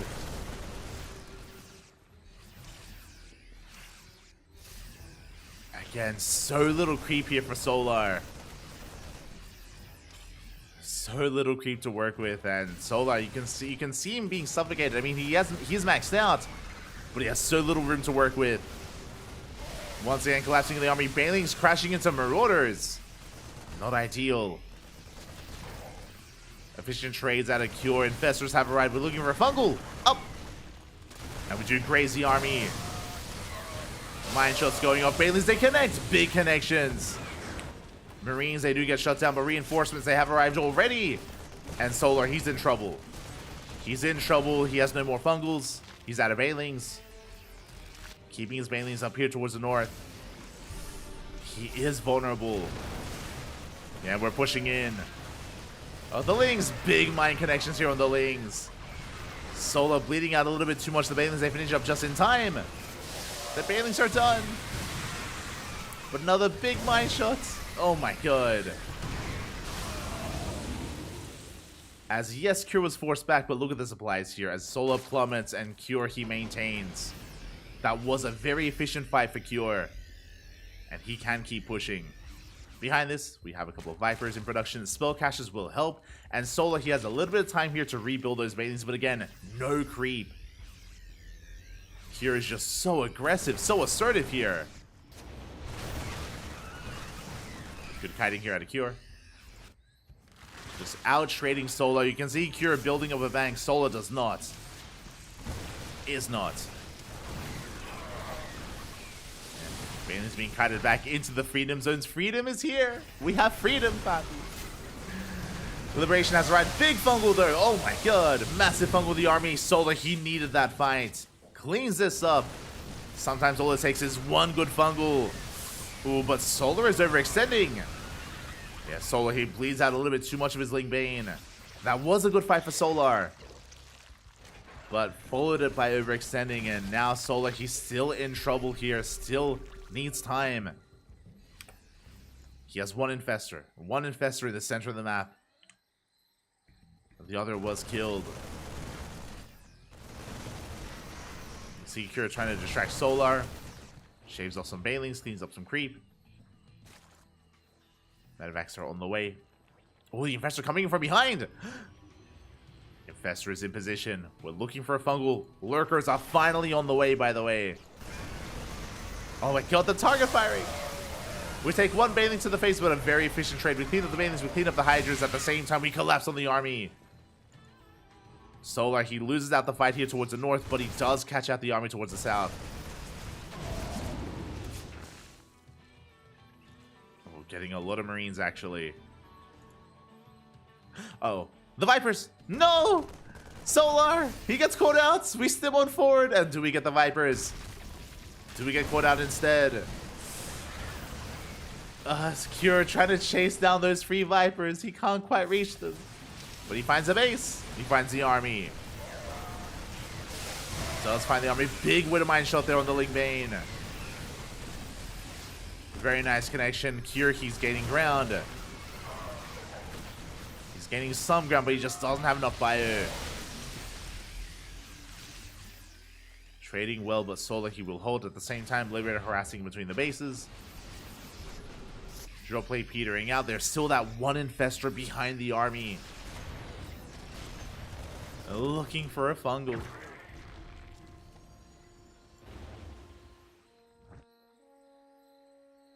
Cure doesn't know, papi. Doesn't see. Scans ahead of time, pushes in. Yo, we are poised for a Fungal. Scan barely misses it. And we're coming in. We Fungal part of the army. Banelings, they roll on forward, but it's not going to be enough. The spread was too good for Cure. Spread was looking, but the Nidus Storm finishes up in the natural base. Where are the Lurkers? They're coming out. Lurkers, they do burrow. Ooh, big spine shots here, but we clean up the lurkers. Thankfully, there were a lot of marauders in position. There were like 5 marauders here, and they annihilated the lurkers. Oh my god. At the same time, Solo pushing out, but did we lose every lurker? We did. Ooh, that was 6 lurkers being thrown away for almost nothing. Very expensive loss there for Solar. 6 lurkers were thrown away, 7 more lurkers in production. Now that the lurkers have been revealed, we have 4 ghosts being made at a time, 2 more starports for Liberator production. So we're getting into Lib Ghost. Lurkers, they do finish up. Ooh, big mine connection. Oh my. The mine shots this game, they've been insane. They've been insane here. Solar, he at least does hold with his lurkers. Snipe's gonna be connecting, but where are the libs? Where's the freedom? We need some liberation zones here as Solar, he's just expanding forward towards his opponent. Lurkers are setting up, bases are under fire. Even a Baleen crashes in, getting 6 SCVs. Some very nice snipes on those infestors. At the same time, Liberator harass across the map. Not with the main army harassing instead. Bold move, but it does pay off. Getting 6 drones. As we get a Nidus Swarm into the main base, it is denied. Nidus here towards the north, denying any other base from being taken. Again, I mentioned before that this game, Solar did not take as much damage as game 1, so he's been able to get into the mid game, get towards the late game. Solar is much more in control here. He weathered the storm. Oh, more lurkers go down. Brutal trade. We catch some lurkers, Solar rotating around. Yeah, that was every lurker, by the way. Every lurker just fell. Not like this. Well, can we get a planetary? You might be able to. No. As Sully takes a brutal fight with the army, Snipe's going to be going off. Catch some of those Hydras. See Solar trying to engage with his Ling main. The space still not quite taken. Again, a planetary here would be beautiful for Cure. Does need that planetary. As it should be on the horizon here. Advanced ballistics, Liberator range on the way. Soon to be kicking in. Oh, going for an orbital. That's a very greedy move. That's an orbital, not a planetary. Oh, we catch an Infestor. Infestor goes down. Liberator's attempting to harass across the map. Yeah, catching even more Infestors. This time there are no Fungals. You can see the Ghost Army sniping and trading so well here. Yeah, the Freedom is slowly pushing forward. Snipes going off for the Hydras. Yeah, Solar leaving his army idle. Does take a lot of losses. Balings are rolling in. Oof. But they will not connect. Again, the spread is too good. The momentum heavily in favor of Cure. And even though Solar, he made it to this stage, he made it to a solid economy, a solid base saturation, but he's been trading too poorly. He's been bleeding out a lot of lurkers, a lot of Hydras, a lot of Infestors. Expensive losses here for Solar. And you can see he's out of money. He's out of minerals. He's out of minerals here. He's just producing as much as he can, trying to rebuild. 20 more Lings on the way. But Cure has been just a little bit too efficient. And we're going in. We're going to go for potentially the final game, the final fight here. Bailey's, they crash on forward into Marauders, and Curie just keeps on pushing, snowballing out of control. He finds the Lurkers. And the Lurkers, can they finish? They're so close. Even then, it might not be enough. Infestor walks into its death. The center base is going to fall. And Curie snowballing out of control at this point. It's becoming a bit too much. Again, barely any creep on the map. We just took down 2 bases, 2 hatcheries. Solar attempting to expand here towards the south instead. But Curie's not going to let this happen. He's not going to allow this base to finish. And we force a cancel.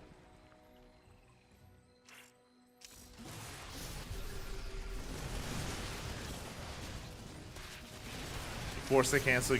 Solo trying to come in from an angle, but again, there's just too much in position. The liberation zones, the ghost as well. Kira's maxed out. But all this catching a couple workers. Fungal does kind of connect. It grazes the army. But where are the Bailings? There was only one Bailing. We take the Fungal to the face. We don't even care. Snipe's going to be going off. GG gets called. And Cure will take the series 2-0, qualifying for the StarsWar 11 Korean Closed Qualifier. GG.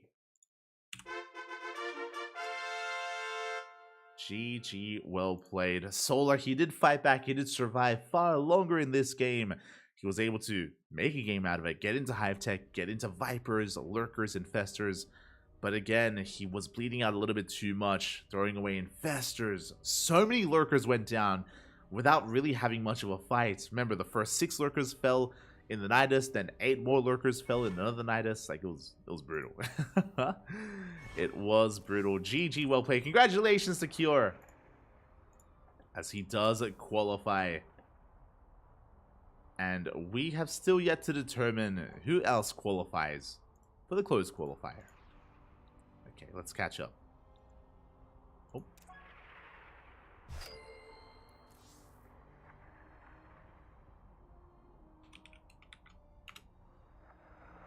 Let us catch up here. Exclamation mark B in the chat if you guys wish to have a look at the back of yourselves. Huh.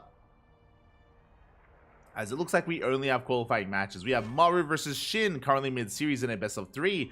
We have Cure versus Solo, which just wrapped up. So Cure has qualified alongside Hero for the closed qualifier. And we have one more qualifying match. Classic took down Beyond. Classic took down Beyond 2-1. A big win there for Classic. Beyond is one of the best Terrans in Korea, but he is knocked out by the second best Protoss in Korea, in South Korea here. It's all PvPs moving forward for us because Classic is now up against Stats in a PvP. Let's quickly set that up, as we're jumping into a fresh best of 3. We are 0-0 currently between these two players. We are 0-0. And this will most likely be our final series of the qualifier, because Maru and Shin are currently ongoing. They should wrap up by the time we wrap up our series. Oh, as vetoes are done and we're loading in. Oh god. Let's get those predictions going.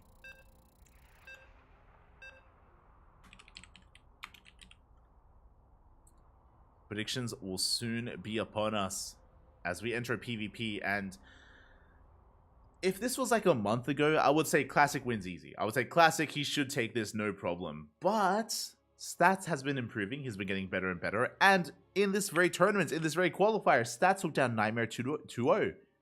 And Nightmare has been looking pretty damn good against Classic recently. So I don't know how Stats did it, but I am ready. I'm ready to bear witness to Stats' PvP. Can he pull off an upset? Can he qualify for the closed qualifier? We are here to find out. Spawning in the bottom left-hand corner of Alkione, we have our South Korean Protoss player. The blue Protoss representing Twisted Minds. It is Classic. And spawning in the top right-hand corner, we have his opponent. We have the red Protoss representing himself. Currently teamless, deserving to be on a team. The ex-military Protoss, Stats. And if you are in the chat, predictions are open. Predictions are open for the next 2 minutes, so place your bets on who you believe will make it through and qualify. Predictions open. Who will make it through? Who will qualify for the closed qualifiers of StarsWar 11? Best of luck. Best of luck in said predictions. And again, I say Stats is ex-military, but technically all the top Protoss are ex-military. You know, Classic, Hero, they all finished their service. They're all back. They're at the top of their respective races. And I would place both Creator and Nightmare ahead of Stats. I would place Creator and Nightmare ahead of Stats. But that is also why I was very pleasantly surprised to see Stats knock Nightmare out. He knocked him out of the qualifier. So If Stats can knock down Nightmare, he can knock down Classic as well. Like, it is within his skill range to do so. But I would say that Classic is still favored as Stats is going for a Proxy Pylon. A fake Proxy Pylon. Okay, so it's going to be a 2-gate opener from Stats, 2-gate opener at a Classic. It is going to be a fake Proxy from our Red Protoss, and Classic, has he scouted? He has. Yep, he has a probe in the main base. He does confirm, hold up, your Pylon is missing. Where could it be? It is very common to go for Proxy Starport, Proxy Stargate, here on the right-hand side, on the other side of these minerals. So Classic will most likely be checking that area, that location. But now he's checking the natural, trying to figure out where that Pylon is, and whether it's a fake or real Proxy. Meanwhile, Classic's second Pylon is in the main, so Stats, he knows that everything is as it should be, and everything is looking normal.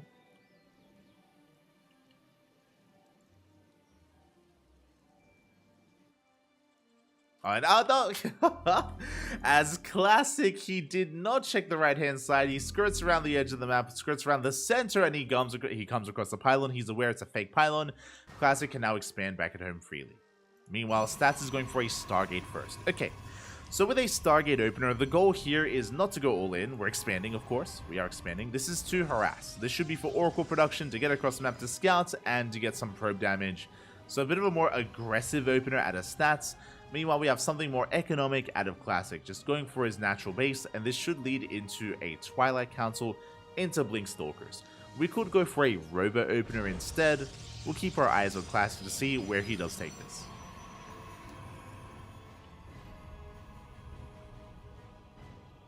So we're soon to throw down our tech, and there it is. It is going to be the Twilight Council. So Blink is going to be on the way.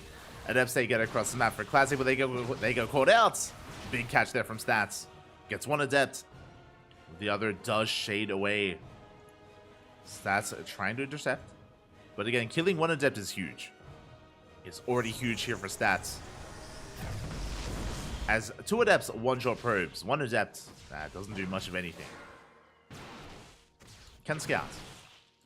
We see Classic rocking up with the rest of his Stalkers, going for the Pylon. And with the help of his sentries, he should focus on that Pylon and should get away. Yeah, without issue. Does manage to waddle away. Meanwhile, the Oracle likewise does move out as well. And we're going for a Twilight Council follow-up. So Stats is going for a delayed blink. Oracle is moving out. Classic, he does have a Stalker in position, and there we go. We do have a second Stalker on the way. No shield battery, so a little bit greedy here out of Classic. We'll see if he gets away with the greed or if he gets punished for the greed. Will he get punished for cutting corners? As Stats does dip in between the bases.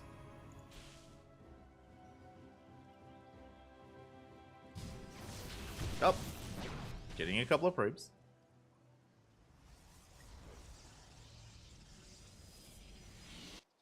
Getting 2 probes here, not too bad. The Oracle does manage to escape. I believe it was a single Oracle. Yeah, 1 Oracle opener out of Stats. Didn't invest into a second. And we're rushing into a third base, which is scouted, by the way. Classic came in with the hallucination. He saw everything he needed to. He saw the Twilight Council. He saw the third base. He's aware that Stats is not going for any kind of 2-base all-in or 2-base play. So Classic can now freely take his own third, as never mind, he's pushing. Wait, how many gateways do we have? Okay. We have a third gateway finishing up here for Classic. He is pushing. He does have a Proxy Pylon. We're going for it. We're going to deny. The goal here is to deny the third base, to expand behind this, if at all possible. Yeah, probe is being sent out to expand. This is not an all-in, but committed. Is committed here for Classic. Throws out some force fields, gets a sentry. Who will lose one of his own. Again, pushing up this ramp is brutal, and he just cannot do it. He has to back off. He can reinforce, though. There it is. More Stalkers on the way. We can warp in 3 at a time. Again, a brutal fight here. Pushing up a ramp into a concave. It's not going to work. It's not going to happen. Both players do have Blink. Stats, he rallies in. A bit of a miss rally there from Stats. From Classic. Classic bleeding out some of those Stalkers. Has to rotate around. Looking at the units tab here. Classic, he does have a Stalker lead. Barely. Warping in another 3. Stats, can we hold? He does have an overcharge available at the shield battery, at the 3rd. Oh, we actually go straight for the natural. We avoid the 3rd base. Oh, again, some rough movement there at a classic. Dodges over the army. And he can focus down these stalkers. Yeah, one after the other, they're going down. Boys are being pulled, and Stats, he will hold. He will hold on. Does survive. Behind this charge that's finishing up, we have a gateway explosion on the way as well. Classic just now getting his own 3rd base up and running. Stats still maintains a worker lead. Not just a worker lead. +1 is going to finish as well. It's on the horizon. And charge is also on the way. So Stats, he has quite a big upgrade advantage. Charge is later for Classic. The 3rd is later. +1 is later. Stats is 1 step ahead. This push from Classic, again, as I mentioned, was supposed to deny the 3rd or at least kill all the workers, and it didn't do much of anything. It traded with the army, and that just was not good enough.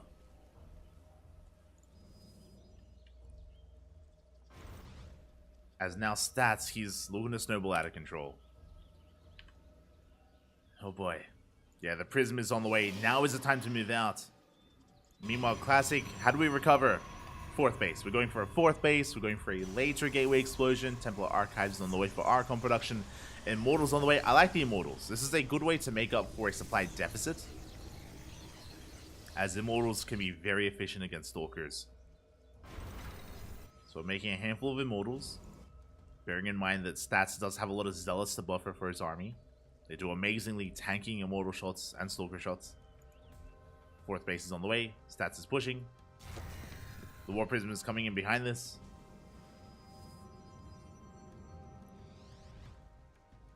Stats, he should be able to reinforce. There we go. Big warp in of Stalkers. Zealots, they come in to reinforce as well.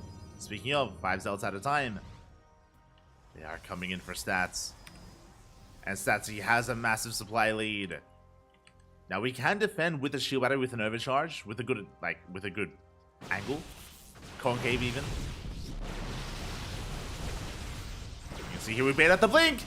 We bait the blink. The Zealots, they dive on top of the Stalkers, and just like that, Stats is going to just break through, snowball out of control, collapse on the army, and clean up those Zealots.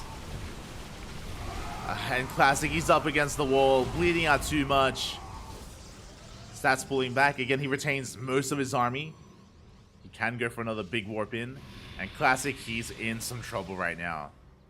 You could see their Stats intentionally hiding those Zealots, waiting for the blink, baiting it out, and then collapsing on Classic. And we'll see if he can do it again. As we try to catch the Immortals, boys are being pulled. Oh, we trigger the overcharge. It is baited out. A little bit premature from Classic. As we catch an Immortal. A very nice pick off. Immortal goes down. Zealots, they're flooding on in. There are Archons. The Archons will help, but they should be targeted down by these Stalkers. Yeah, we dive on top of them. We get one and the other. GG gets called. There's just too much damage, and Stats will take game number 1. Whew. GG. Very well played here by Stats. Again, nothing too fancy out of Stats. I mean, really, it was on Classic. Classic, he was the one being aggressive. He was the one trying to dictate the pace of the game. Classic was very much so in the face of Stats, and we saw that everything was being delayed in favor of the push. Like Classic, he invested so much into his push at the 3rd base, and it didn't do any damage. It didn't do any damage to the 3rd, to the economy. It traded with the army, and it wasn't a good trade either. And as soon as Stats held that push, he was ahead. He was miles ahead in so many different ways, and with that, GG, well played. Stats takes game 1. Can he take the series? That would be an insane upset, by the way. Again, Stats, he has been looking better and better. You know, we praised Stats a couple of days ago in East Alasia. We did praise him. But here, taking down Nightmare 2-0, forcing Classic to the ace match, like, this is all really good stuff. I'm still, like, tentative to say that he's, like, back on top, but, like, he's getting there, definitely. Like, we cannot deny that. Stats, he has been leveling up. He has been getting better and better over the past month, over the past couple of weeks.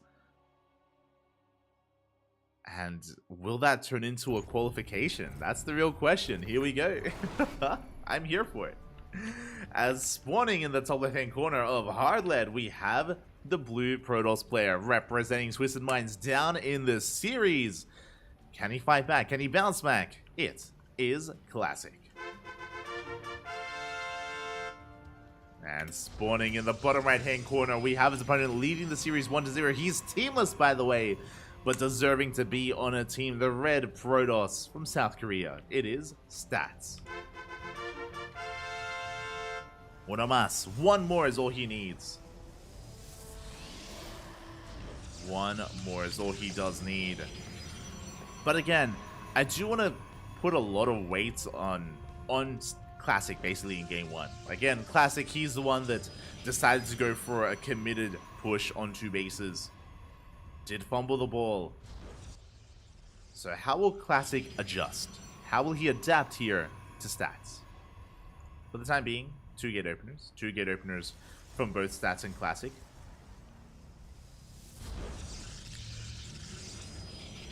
Now the problem here is that I feel like Classic thrives in aggression. I feel like that's typically how he does approach a lot of games and a lot of matchups. So I'm concerned if he does try to play more passively and defensively and macro against Stats. I mean, that's the forte of Stats, you know, that's what he wants. Classic is going towards the bottom left.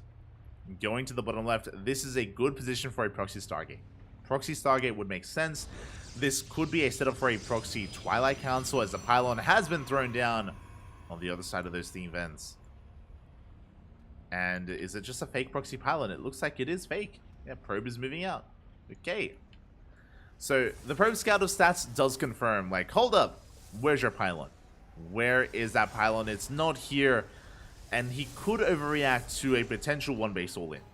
Stats opening up with his second gateway, sorry, second pylon in the main. Again, did confirm that the pylon is not where it should be.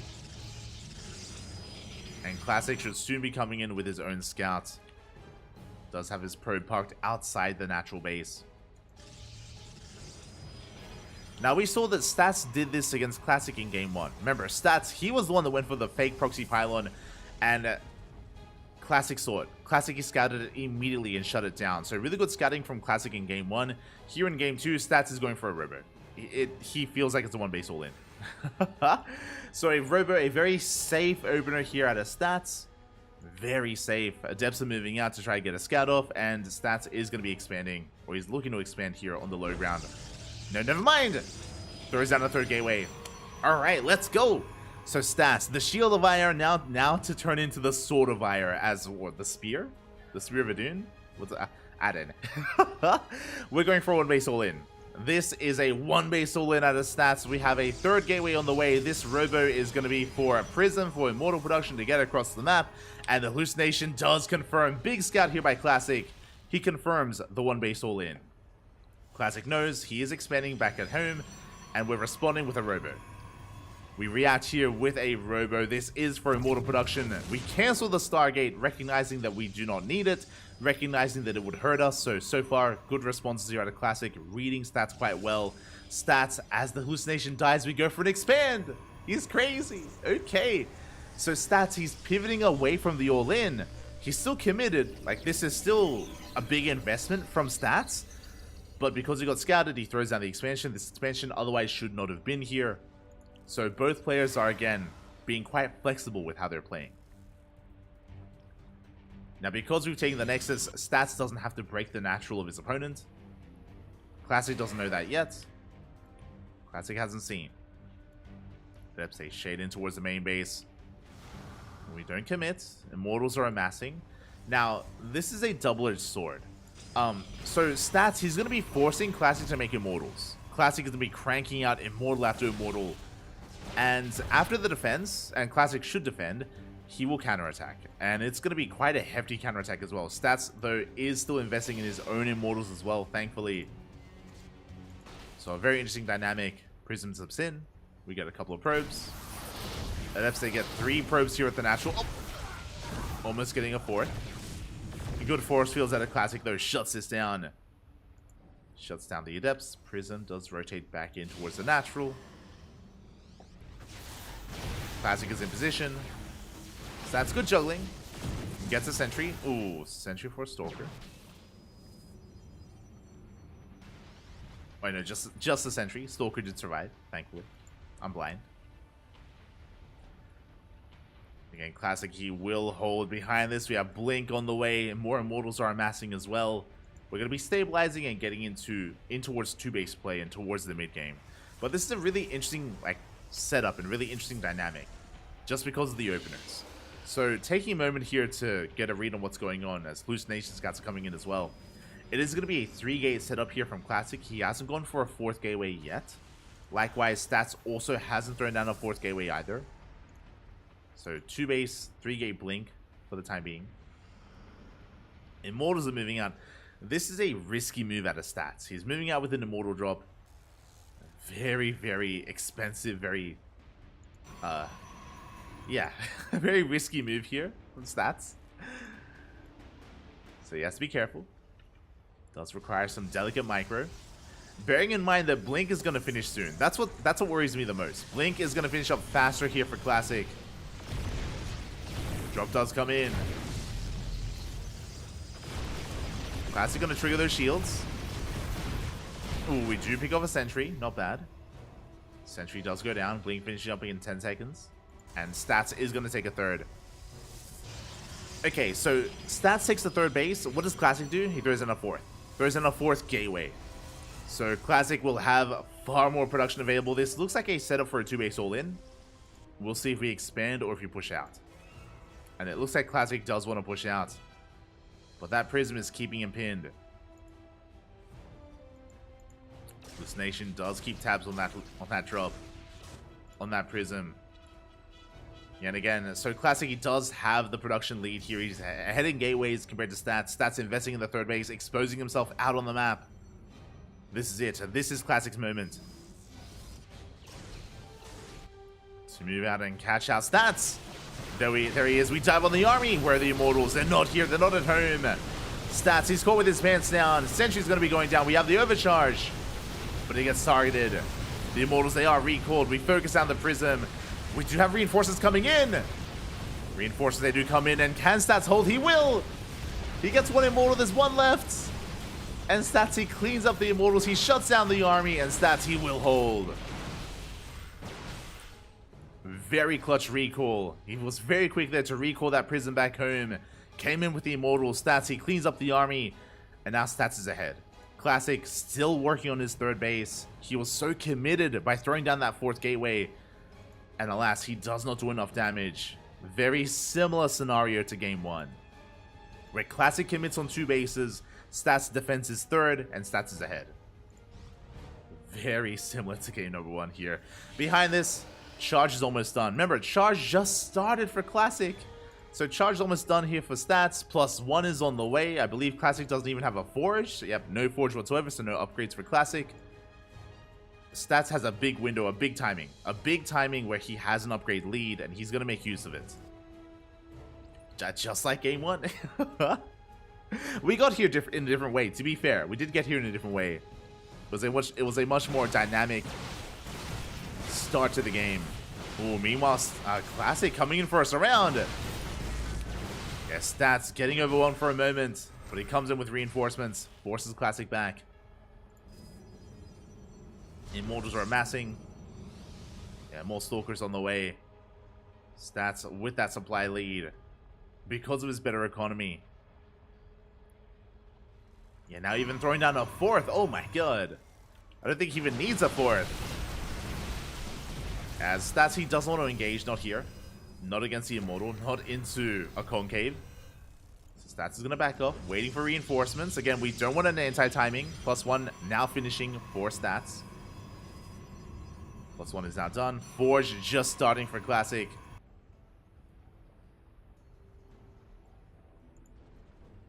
And again, Stats, I'm sure he wants a fight.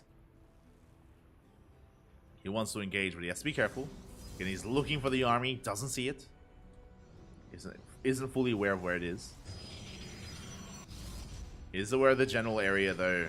As Classic is pushing in towards that 3rd base. We have shield batteries, we have an overcharge. We have shield batteries available. 1 shield battery goes down, but we have 2 more behind this. One more behind it. So far, good blinks here out of Stats and Classic as well. Zealots are amassing, overcharge is forced. The Nexus taking a lot of hits. Oh, and it looks like we won't save it. The base does go down. But Stats, he has a fourth. He doesn't care. He can just transfer over towards a fourth base. Classic just now starting up his own. At the same time as Stats. Supplies are evening up. +2 is on the way. +2 is on the way for Stats. +1 just starting for Classic. Again, Stats being very careful with how he engaged. Waiting for some Archons. Archons are on the way. Now, even though Stats had a window with +1, he will have a stronger window with +2. +2 is going to be another big timing here for Stats that he can go for. Classic did well focusing down that Nexus. Can he do even more as he's going for some Zealot harass? Let's go. There we go. Zealots, they get dropped into that third. Prism gets forced out of the main base, and the Zealots won't be able to achieve too much here. They get one probe, 2 probes even. At the same time, main army pushing in towards a fourth. But again, that's a lot of army waiting for him. Ooh, Stats taking a rough fight, pushing down a ramp into a concave. So Classic does trade better, goes for a big warp in here across the map as well. Probes are going down. We got 6 worker kills. Classic doing well, pulling Stats apart. I do like this against Classic. He is quite a fast player.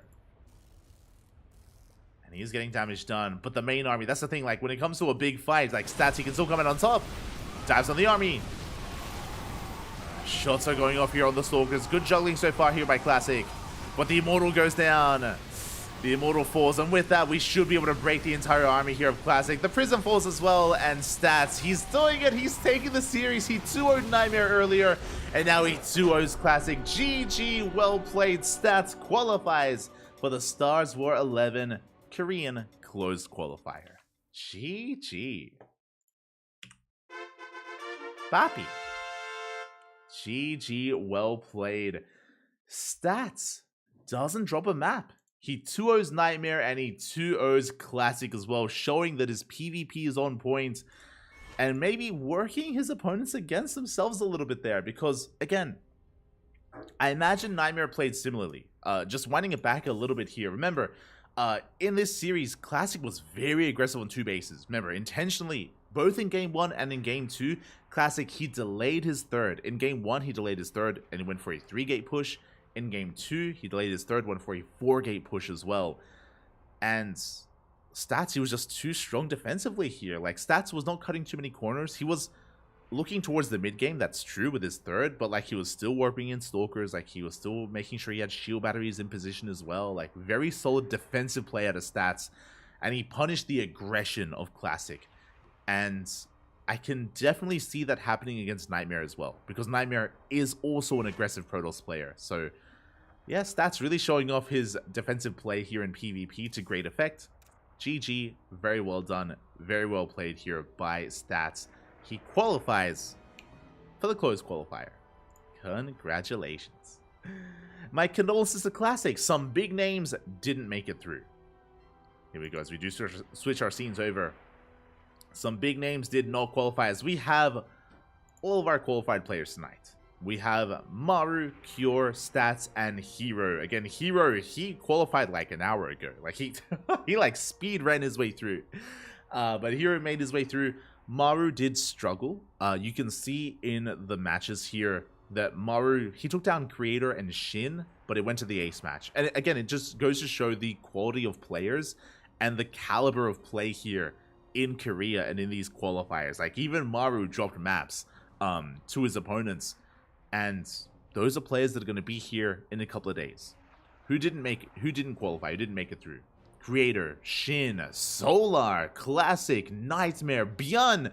We glossed over it, but again, remember, Classic eliminated Byun. And you know what? I'm sure Stats is very happy about that. I'm sure Stats is like, phew, thank God. Like, he's like, thank God I went up against Classic and not Byun. Clearly, Stats' PvP is looking on point. We haven't seen much of Stats' PvT. is what I will say. We casted Stats versus Oliveira during IEM Katowice. We did cast that, and Oliveira did win in the end, but it went to the ace match. Stats took a game of Oliveira, but it wasn't the cleanest of games. It was not the cleanest of games from Stats. So, yeah, I do think that Stats' PBT is maybe currently his weakest matchup. But he avoids the Terrans. He avoids Bjorn. You know, he thanks Classic for eliminating him. And that's another player that's going to be here tomorrow. Bjorn, Bunny's another big one. Ryung is another big one. Su, Lunacy, Gumiho, who also got knocked out in the first round. It's hard to pick and choose. And there's also players that didn't show up. Dark was not here. Now, I believe Dark should be available for this. I think Dark, because this next premiere event is happening in April, if I'm not mistaken. It's happening in April. I believe Dark should be able to travel for that, but I'm not sure. So we'll see. We'll see in a couple of days. We'll see if Dark shows up for the qualifiers in 2 days. If not, then that could be indicative of when Dark's military service is going to be. It's possible that if his military service is coming up sooner rather than later, then maybe that means that he won't be able to travel for StarsWar. I'm not certain. Uncertain when it comes to Dark's position there. So we'll find out in a couple of days. We'll wait and see. And for those that are curious, in 2 days' time, we're going to be here with the second Open Qualifier for the region of Korea, and that's going to be another 4 players. So 8 players in total. 4 from this qualifier, 4 from the other. They all make it into the closed qualifier, and that's going to be when exactly? Let me just double check. Closed qualifier is going to be March 26th at the end of the month. So basically, the way this works is we're going through all the regional open qualifiers, and then we go through all the closed qualifiers. So it's going to be, you know, Korea, then Asia, Europe/America as well. We're going to go through all the open qualifiers, and then we go through all the closed qualifiers, and everything will be casted here on the CranKy Ducklings. We will also be casting the main events, as the main events will be taking place next month in April. So stay tuned for that. And yes, that is going to be the end here. A shorter broadcast today, but again, it's a shorter qualifier. Only 3 rounds and no lower bracket. So it's very brutal, very cutthroat, very quick qualifiers here for StarsWar. Catching up. The Shield of Ire is back. Being offensive against the Shield of Ire, RIP. I agree. Like, this is, like, I feel like Stats, he thrives in that kind of scenario. And he did. It's like, congratulations to all those that did have faith and bet on Stats in the chat. Very well done. Your faith was well placed. And with that, we're done for the night. So we are going to be wrapping up here for the night. Hope you all enjoyed yourselves. Hope you all had a great time. What do you guys think of Classic versus Bunny tomorrow? All right, true. GSL matches are happening tomorrow. GSL is tomorrow. But regardless, thanks everyone for watching. Thanks everyone for tuning in. Our next broadcast is going to be in a couple of days. I did mention it, but our next broadcast is going to be on Friday. We actually don't have a broadcast scheduled for tomorrow. We might still have, I mean, I can cast, like, I have to squeeze in ESL Open Cup Americas at some point. I have to squeeze in the GSL group at some point, and there's other casts that I have up my sleeve. I think we got some OSC replays, so I can cast the OSC championships. So we could have a cast tomorrow, but most likely going to leave it open. I would typically be casting, but tomorrow we're going to have a day off. I'm going to, yeah, just, I need a day off. We need a day off. Nothing serious, but I'm going to the doctors tomorrow. Going to the doctors, nothing serious, but I won't be available to cast, unfortunately. Otherwise, you know that I would, 100%. You know me. I'll cast all day. I'll cast all night. Unfortunately, I won't be available tomorrow, so it feels bad, man. Feels bad. But regardless, we'll be back in 2 days on Friday with the second Korean qualifier. So basically, I'm looking at our calendar here, and for the next couple of weeks, it's just non-stop StarsWar 11 qualifiers. Korea, then it's EU and America, then it's Asia, and then it's the closed qualifiers. So yeah, just a lot of qualifiers, a lot of StarsWar is in the coming weeks. So yeah, hope you enjoy, hope you take care, hope you look after yourselves, everyone. Hope you look after yourselves, and we'll see you guys in 2 days again. Even though we won't be casting tomorrow, GSL's tomorrow. There you go. So you can tune into some GSL action. We got you. They got you covered with some StarCraft. They got you covered. So do check it out. Otherwise, thank you so much for watching. Thank you so much for the support. You can follow us on all the social medias. You can follow us on Twitter, Facebook, Instagram, YouTube, and Discord. Hablamos, tío light. Oh, papi. I want more StarCraft. No, you want more StarsWar. Thanks for the stream. Enjoy it. Yes, enjoy the rest of your day. Enjoy. You can follow us on all the social media. You can follow us on Patreon. ! Patreon in the chat. You can, of course, help us fund our tournaments. I don't know if you can see here, but our Patreon, our support on Patreon has dipped down a little bit. So we're not quite at that 200. But that's okay because Twitch money or subs from Twitch do kind of supplement that, and they allow us to still run our tournaments. But if you want us to continue Sparkling Tuna Cup, see Duckling Open and Master Swan Open, and grow our events, then Patreon is the place to do it if you're interested. Again, like, viewing is enough. You know, our events won't stop by any means. Our events will keep on going. But if you want to support us further, then Patreon is the place to do it. Otherwise, thank you. Thank you so much for watching. Thank you so much for the support. We'll see you guys in a couple of days. Until then, hasta luego. Ciao, papi, ciao. Hasta luego. Hasta luego. We'll raid someone.